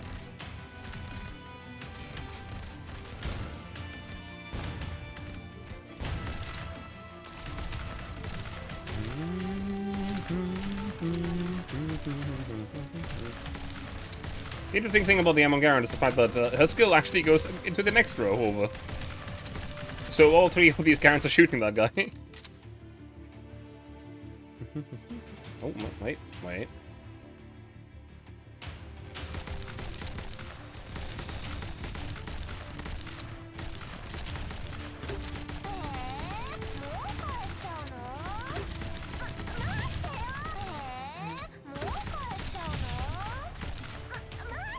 Oh. Ta-da! I think 2 of the P90s died.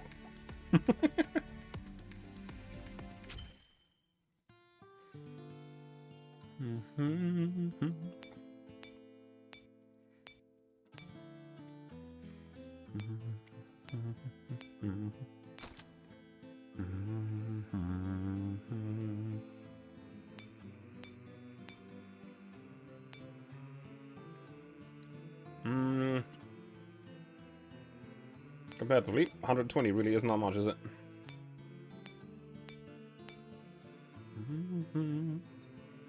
Cheapest thing in inventory right now is 138.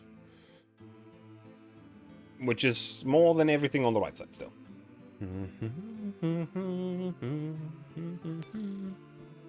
Yes. So many of them. Black Hole's base sure is dangerous. Make sure we all prepared.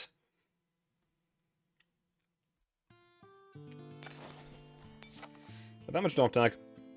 This military dog tag has been severely damaged. Pierced by bullet holes, its inscription is barely legible. Normally, a small metal plate like this would contain essential details about its owner. Name, blood type, service number, and even the hometown, all condensed into a small few short lines. The design and material seems strangely familiar. You must have seen something like it before.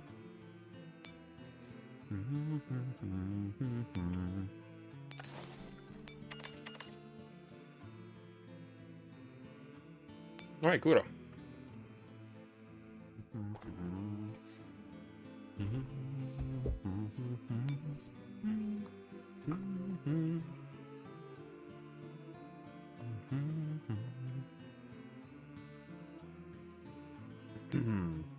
Set everything on my backpack.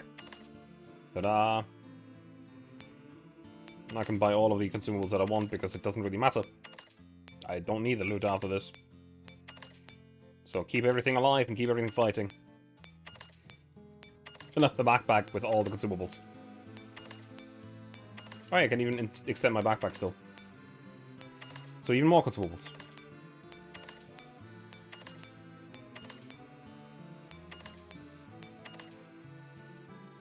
Yep. That's all lethal purchase from Black Holes. Keep your eyes peeled. Doop-dee-doo. I'm starting with 6 this time. That's pretty cool.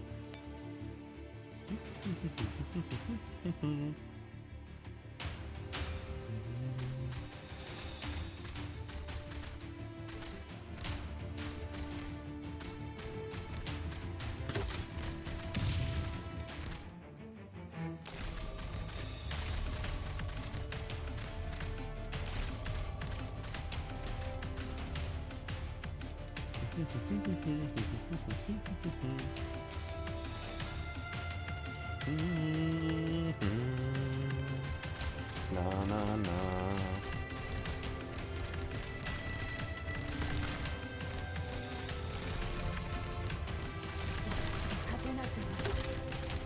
Bop.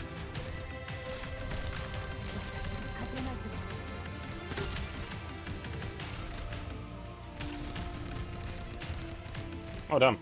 I just realized my MG5s are dying.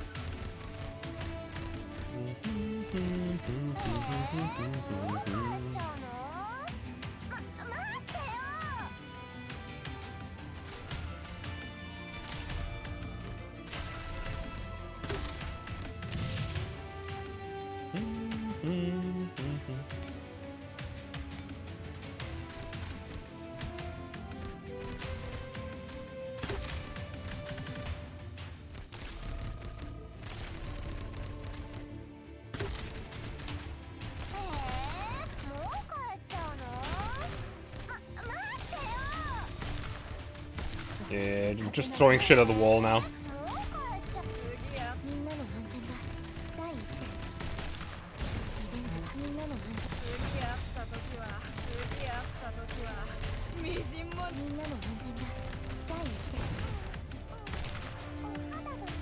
Oof.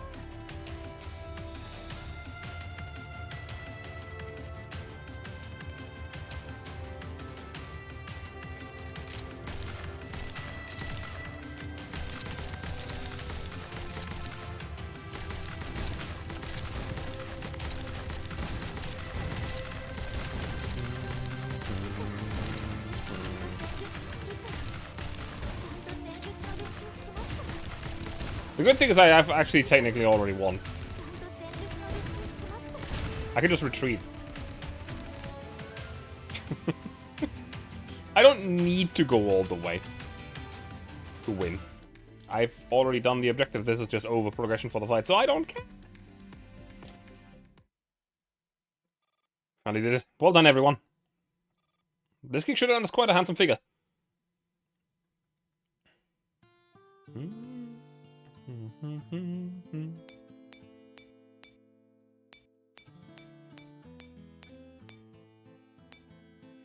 This and this. And these things.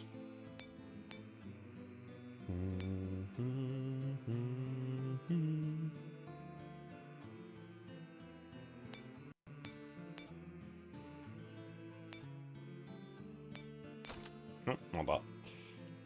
I've also just grabbed one of the wrong ones.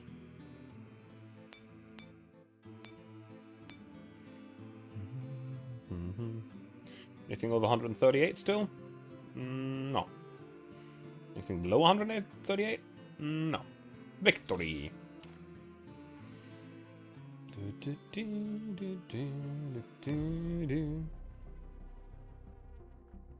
Now we gotta go back in the... Actually, no, we don't. We already read the last point. We'd got the last point earlier, so we can just do the story now. H1, Private Execution. North Ridge, Dark Zone. The commander arrives with Kura and Mitchell at an abandoned factory. So this is where he dissipates. The factory appears to have been untouched for quite some time. With dust blanketing every surface, the three leave clear footprints as they step inside. The commander makes a circuit around to the empty main hall, then crouches by the entrance to examine the uneven layers of dust on the floor. The client, who calls himself Saul...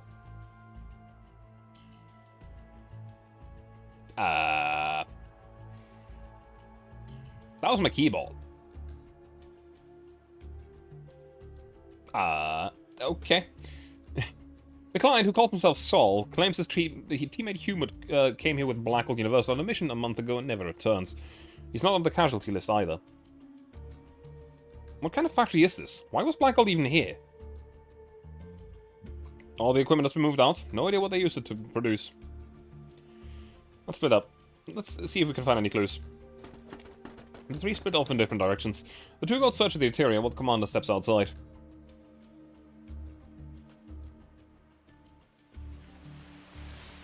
The factory is nestled deep within the woods of Northridge, unconnected to any main road, only a hidden dirt path leads here. Judging from the deep tire tracks, heavy goods were transported regularly. Cloak and dagger. No wonder Blackgold raided the place. The commander surveys the surrounding carefully, trying to reconstruct the events of that day. The factory gates show no signs of forced entry. There are more bullet holes on the inside than the outside. Drag marks mar the ground just before the entrance. So Blackgold showed up mid-evacuation. They weren't fast enough. Signs of combat are scattered everywhere. Spent casings, bullets, gas on the tree trunks. The fight must have lasted at least 10 minutes. For Blackgold, especially the other squads, that's unusually long to take on one factory. No signs of explosions either. Whatever was stored here must have been fire-sensitive. After circling the site, the commander still finds nothing to explain Hubert's disappearance. A knife mark. On the trunk of to the left is a gash about 20 centimeters long and 2 centimeters deep at its deepest.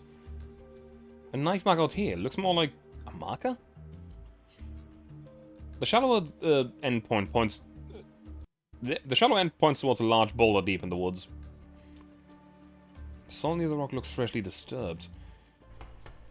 Find anything? Griff and Mitchell return from the interior search. The commander crouches down and draws a dagger from behind the waist and begins to dig. Out comes an empty metal chain in the shoulder patch bearing an octopus emblem. This is the Blackgold thing, and this chain is meant for a dog tag? Looks definitely like we found a clue. Hubert's disappearance is definitely tied to this mission. You think someone on the factory did it?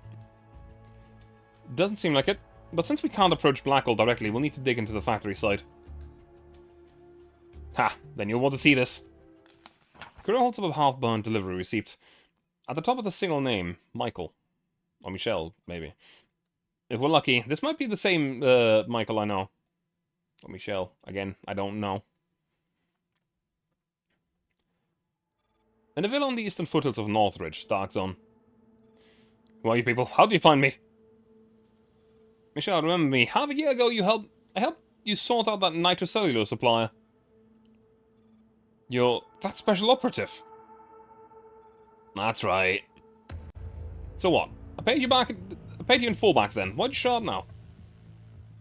Was your factory raided by Blackgold? Blackgold? What are you talking about? I've got nothing to do with them. The factory in Northridge, the weapons plant behind the smoke and mirrors. Relax, we're not here for Blackgold. Quite the opposite. Someone thinks the operation wasn't clean. We're here to help you. Help me? I'd be lucky just to keep my name out of it. That was Blackgold's Abyss Squad. Hecata's Abyss Squad. Hecata. We swear, none of this leaves this room. We won't mention your name, so can you tell us what happened that day? The portly factory owner finally slumps into the sofa, exhausted. He lights a pipe and takes a long, slow drag. I really didn't want to think about that day again.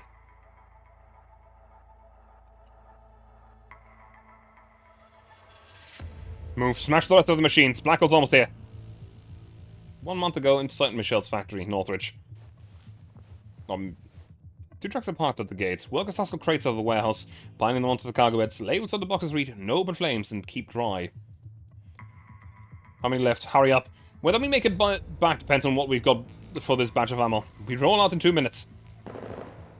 Gunfire echoes faintly from the woods. No time, just drive. Just go drive. Michelle rushes to a truck, but the masked driver shoves him back.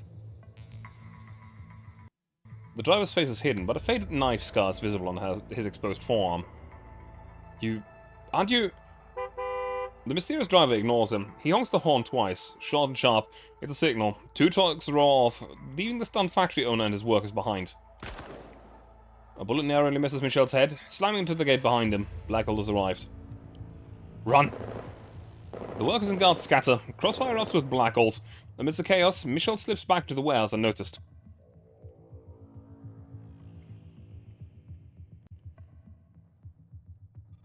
On the second floor, Michelle listens intently while hiding behind a shelf until the gunfire ceases. Carefully, he peeks out. The factory gate hangs wide open. Three Blackout operatives clad in full tactically step inside, leading them as a dark-haired woman. Carter, Abyss. Michelle recognizes her instantly and ducks deeper into the shadows. Mission complete. You know what to do. Yes, ma'am.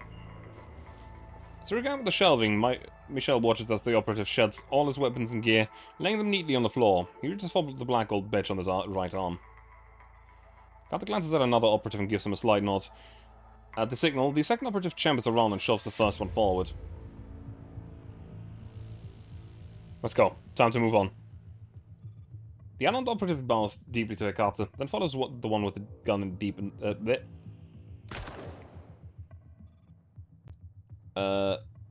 then follows the one with the gun outside. Bang. A sudden shot rings out. Michelle flinches. Moments later, the second operative returns alone. It's done. Clear this place. We're leaving. Carter and the Abyss squad vanish into the forest. Michelle stays hidden until the nightfall before finally summoning the courage to flee.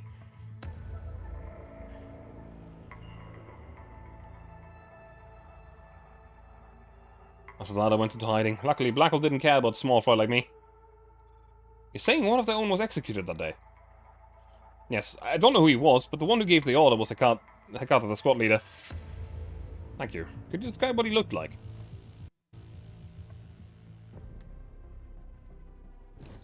H2, Beyond the Fence.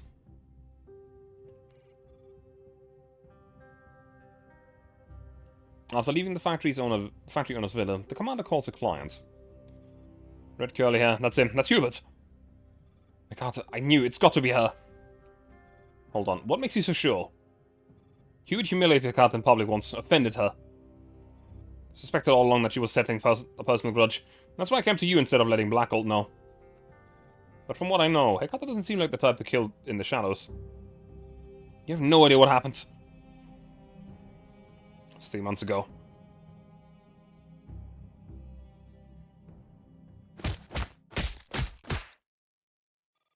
Nice!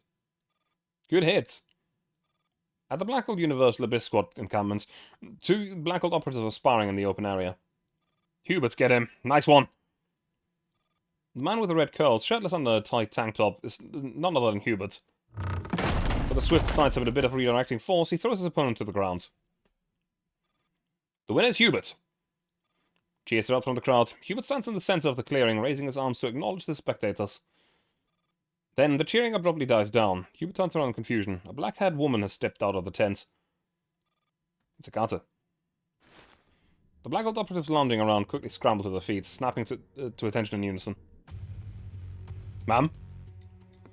Hecata nods. She was heading toward the camp entrance, but she changes course and walks directly towards the sparring ring. She stops in front of the group, arms crossed, lips tight, chin slightly raised. Don't mind me. Continue. The Blackgold operatives, previously laughing and relaxed, now stand frozen. Continue. The second time, the words sound colder. Despite the tension, no one dares to disappoint. They hesitantly reform a loose circle, leaving space in the center. The last winner was Hubert. Anyone else want to challenge? Hubert returns to the center, awkwardly rubbing his hands together with a glancing around, carefully avoiding eye contact with Hecata. Anyone? No one responds. One operative at the edge tries to slip away, but is yanked back by the teammate beside him. Realizing her presence is paralyzing the team, Hecata finally lowers her arms, swallows discreetly and sits down on the spot. Only then do the others slowly begin to sit down. At Hubert's bleeding glance, Saul steps forward. Come on.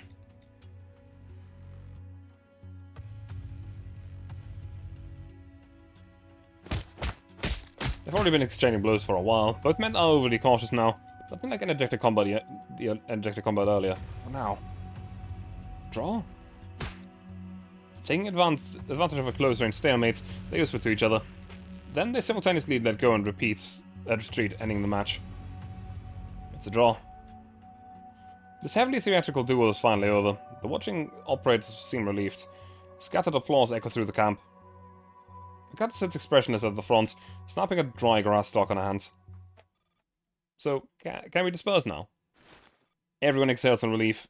A few young operatives started to rise, trying to escape the oppressive atmosphere. I'll have a go. Hekata brushes the crushed grass from her hand and rises to her feet.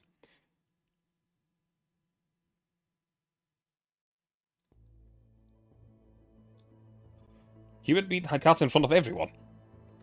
Yes. How could he even dare? What's the big deal? You wouldn't say that if you knew Hekata's record.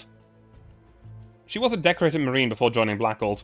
After an operative, she became a living legend for how quickly she rose through the ranks. At first, people questioned how someone so young could lead the Abyss Squad, but soon no one questioned her again. She earned it with her life. And the Abyss Squad, no one disobeys her. Hubert, how could he dare? Surprising, I admit, but there's still no proof that Hekata had anything to do with Hubert's disappearance. Ever since that incident, Hubert has been targeted, on purpose. There were so many signs.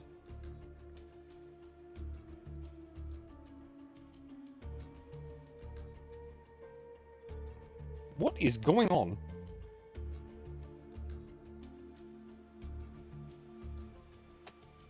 Huh?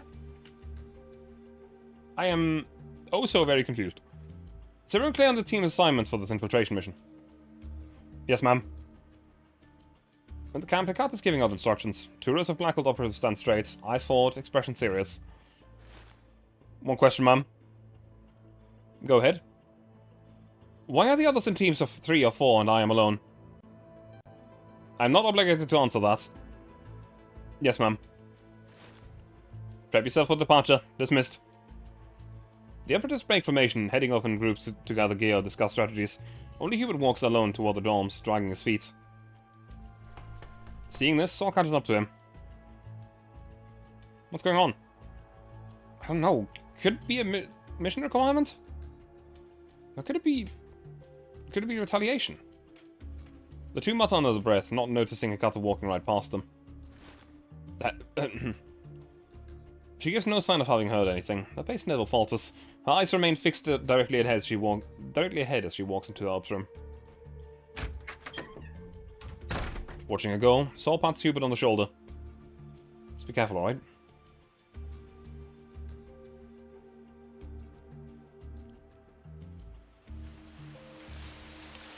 Keep up. We've only done 20 kilometers, just about halfway. A team from Black Gold is silently trekking through the mountainous terrain, each person carrying a heavy pack. Hekata leads at the front, even her face is drenched in sweat from the long, grueling hike. If anyone falls behind, it's double training when we return. No one says a word. They march in sync, focus entirely on conserving breath. Hubert and Saul are at the rear. At the bend of the trail, Saul stops Hubert. Give me 5 kilos of your load. Hubert's face is pale, sweats, cold or hot. It's hard to tell, pours from his forehead. He takes a few seconds to catch his breath before replying. Thanks, but no. Everyone else is carrying 20 kilos. Only you got 30. She's singling out. Don't push yourself. Come on, quick, before they notice. Hubert pats Saul's shoulders, breaks off a tree branch to use as a walking stick, and continues climbing.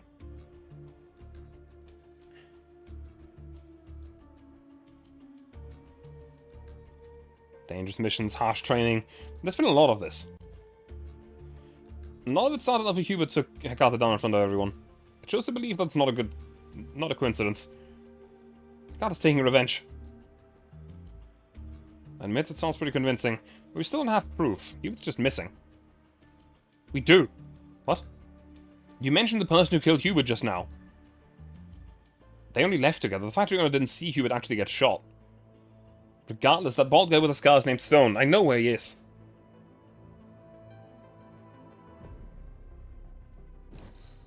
Bullet holes never heal. Nightfall. At the forest camp in Kimona, Commander Mitchell and Kuro observe quietly from the camp's perimeter. Are we really going in? Black Gold's camps aren't exactly easy to break into. What to be afraid of? Worst case, we can still run. Are we even sure there'll be clues here? Client said Stone was transferred here. If we want to know what really happened that day, he's the only one who can tell us. There's no other way. Unless you want to go ask Hekata? We don't have to clash head on. Ideally, we'll find something in his quarters. Someone's coming. A burly man in military uniform approaches the tent with 2 soldiers in tow. Stops at the entrance and signals for them to stay outside. Let me drink something real quick.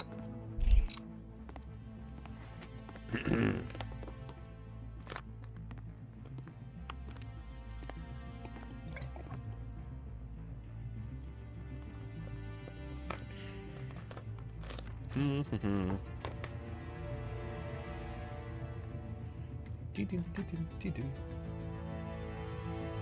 the glow of the camp lights, the three clearly see a long scar running down its exposed right eye. Is that him? Not sure. Too much is hidden by the helmet and mask. Keep watching. The tent has no windows and the entrance flap is lowered, blocking all light and sound from inside. After a while, the man emerges with another similarly dressed Special Forces soldier, whose appearance is also entirely obscured by his mask and helmet. Together they head towards the woods. He returns to the commander and Mitchell, her eyes brimming with excitement. Follow them. Wait until they're far enough. Be fast, don't alert the others. Kuro pats the pouch on the chest rig, where Mitchell just stuffed 2 more magazines. Don't you worry.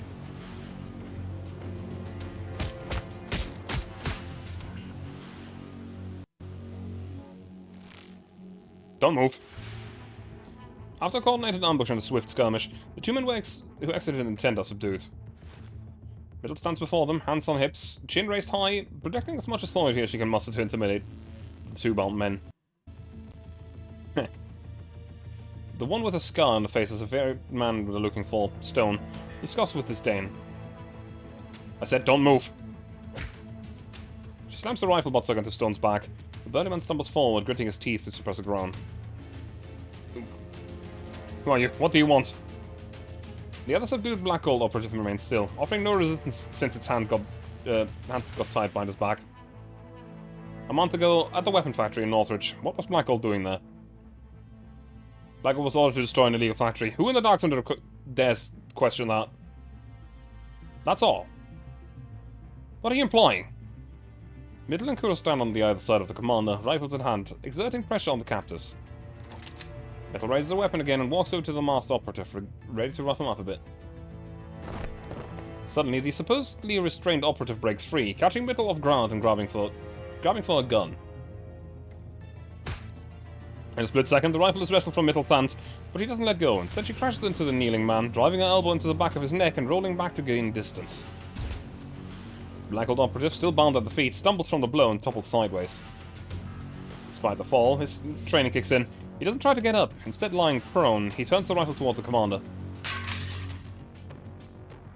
As the 2 scuffle, a rectangular metal object falls from the operative's pocket and clinks against a nearby rock. Don't move. Stand up holds in the clearing, with the commander and Kuro aiming at the 2 downed operatives. I suggest you don't do anything rash. You should know by now how a head-on fight with us ends. Though ambushed, the 2 men remember how quickly they were taken down. Embarrassment flickers across their faces. What's this? A dog tag? She picks up the fallen object, an ID tag common in the Dark Zone. The engraved name is obscured by a bullet hole. TH something S? Hubert? Recalling the empty dog tag chain buried outside the factory, the trio share a shocking realization. Middle steps forward. The operatives turn the gun towards her. Stop. Middle ignores the threat, reaching out to remove his headgear. The operative freezes. The gun is empty. Middle pulls off the mask, revealing a head of red curls.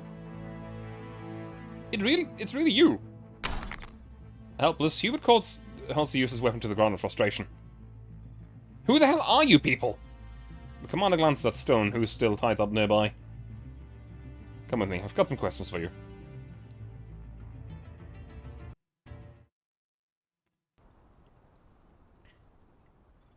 A client.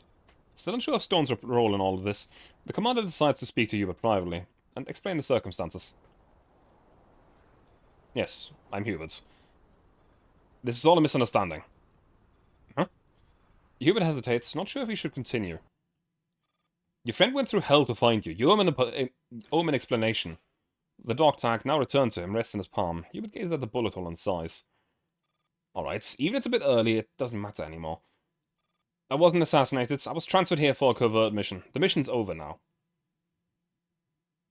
You misunderstood, Hecate. Oh, so you got trained harder to be prepared for the mission. With the mission completed, the Black Gold operatives return to the camp for a debrief and operation review. Hey, Lady Kasumi. Most squads hit their objectives. Hubert? Hubert, who is seated among the group with his head hanging, jumps to attention. Ma'am? You were 1 minute and 20 seconds late. Explain. Ma'am, I went to sabotage the power grid as planned, but the enemy numbers exceeded expectations. It took more time to clean them out. What do you think was the problem? There were too many enemies. I needed more time. So, personal competence? No, I neutralized 8 enemies alone in just 1 minute and 20 seconds. And the system was already done when I arrived. My objective served no purpose. I questioned the operation plan. Carter, who was standing sideways to study the tactical map, tilts her head at this outburst. Reflect on this. Submit the written report tomorrow. Dismissed. Everyone rises and leaves the stifling ops room. Saul bumps shoulders with Hubert as he passes, telling him to quickly make himself scarce, but Hubert doesn't budge. Keeps staring at Hecate. Saul sighs and leaves with the others. Soon only Hecate and Hubert remain in the room. What is it? Ma'am, I don't know how to write the report. He clenches his fists, veins pulsing on his forehead, but still he doesn't dare step out of line. Your mission was to cut power, not to follow a set route to the generator room. When you saw the original plan was too difficult, you had at least 2 alternate ways to achieve the same result within the time limit. But you failed to improvise. You ignored the objective and lacked strategic awareness. Are you brainless? Finally turning around, Hecate peers over her glasses and coldly scrutinizes the agitated rookie standing before her. Hubert looks away in shame. He turns to the exit of the room, but stops hesitantly at the door. Since I didn't complete my mission, who sabotaged the system? Hecate raises an eyebrow and marks a red circle on the map. That was your position. Plan B. I'll write the report. Hubert says curtly. Just as he steps through the door, Hecate calls out to stop him. Hubert? If you want to advance further, you'll need to improve yourself to me.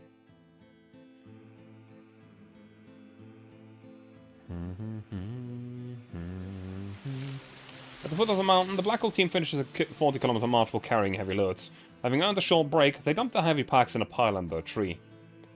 Having been subjected to tougher training than the rest of the team, Hubert slumps down to the ground next to the pile of packs and opens a bottle of water while trying to catch his breath.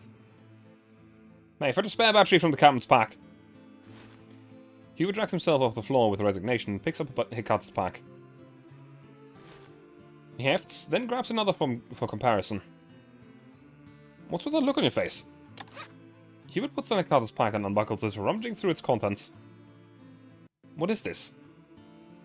Cast iron block. 10 kilos. Hubert pulls up the heavy black hunk of metal that he just pulled out of Hecate's pack in disbelief.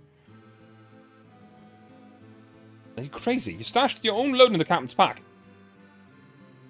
Even if she gives you hell, you need to stay calm. Don't throw yourself at the knife like this. What's the problem? Hurry up! The operative in the distance shouts impatiently. Hubert stuffs the iron block back into the pack, retrieves the spare battery and hands it to Saul. Give it to her. Saul grumbles as he goes. Hubert puts the pack back where it was, then looks towards Hecate. She's standing tall, instructing 2 teammates. Unlike everyone else lying sprawled on the ground around her, her posture betrays no trace of fatigue. Hubert straightens up subconsciously, adjusts his uniform, and walks over. Ma'am?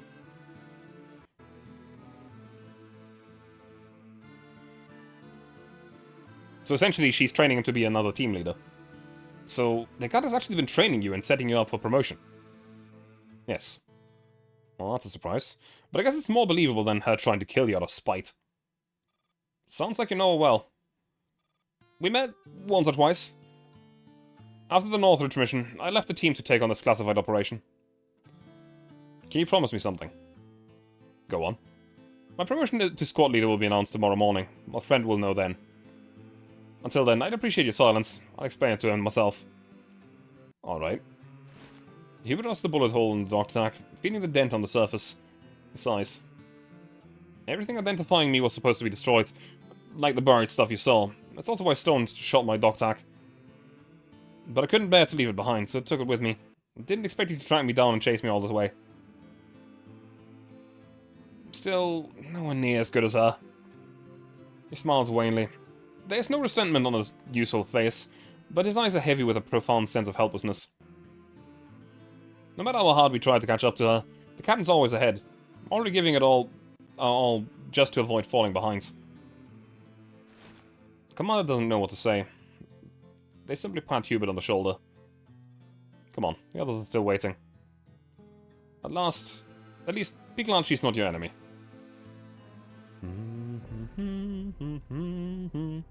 Well, and that was the last bit of story from this event. Honestly, quite enjoyable, all things considered. I really like the style that the collaboration events in this game take, usually.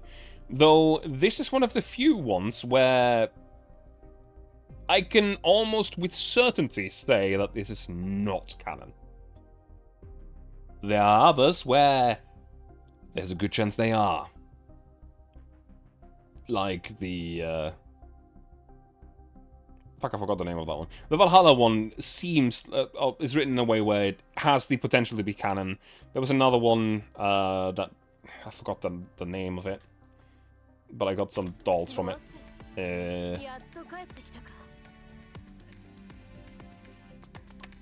No, no. Yeah. Special. I don't remember where you were from. Who the fuck? Oh, that one. But the one that I mean is these ones. I don't remember what this one was called. This franchise. Don't remember. But this one was also written in a way where it has the high potential of being canon. The Division collaboration has essentially been confirmed with the VV event in GFL2 to be canon and have happened. Which is fun. But anyway, I'm going to end my stream for today, so let me go and see who I can raid for today. I saw someone online earlier. Ooh. Oh ho. Hang on a minute.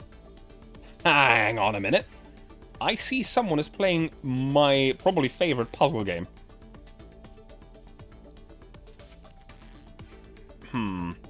They are currently muted. Do I rate them? I don't know. Yeah, let's go and I'll send you over to Panko, who's currently playing Antichamber. A game that I have played years ago. Actually, I can check when. I can actually check when. Last launched April 10th, 2017. I'm old. I'm old.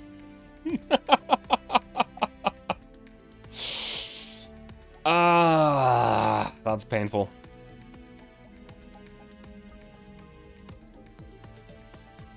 Actually, they're gonna be mute the whole time. No, I'll... No, you're not. You can't ever be. Because you're older than me, I guess.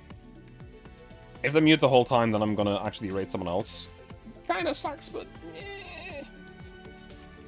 That kind of game is way more fun when you can hear the exasperation of them. Like, what the fuck is going on? Yes. Well, you have to just accept it at some point, Lady Kasumi. You're old too. I'm gonna send you over to Aka instead, who's currently playing Blueprints. So, I'm gonna send you over... Never. I don't know what to tell you. It just is what it is. I'm gonna send you over to Aka, and I'll be back tomorrow, together with Sleepless, playing Tarkov, because it's Pig Week. The big man is up, and it's gonna be fun to go to Streets of Tarkov and trying to kill him. For various reasons. Anyway, have a good night. Bye-bye. Also call Aka nerd. It's very important. Also hamster. Hamster nerd. Nerd hamster. Yeah. Bye-bye.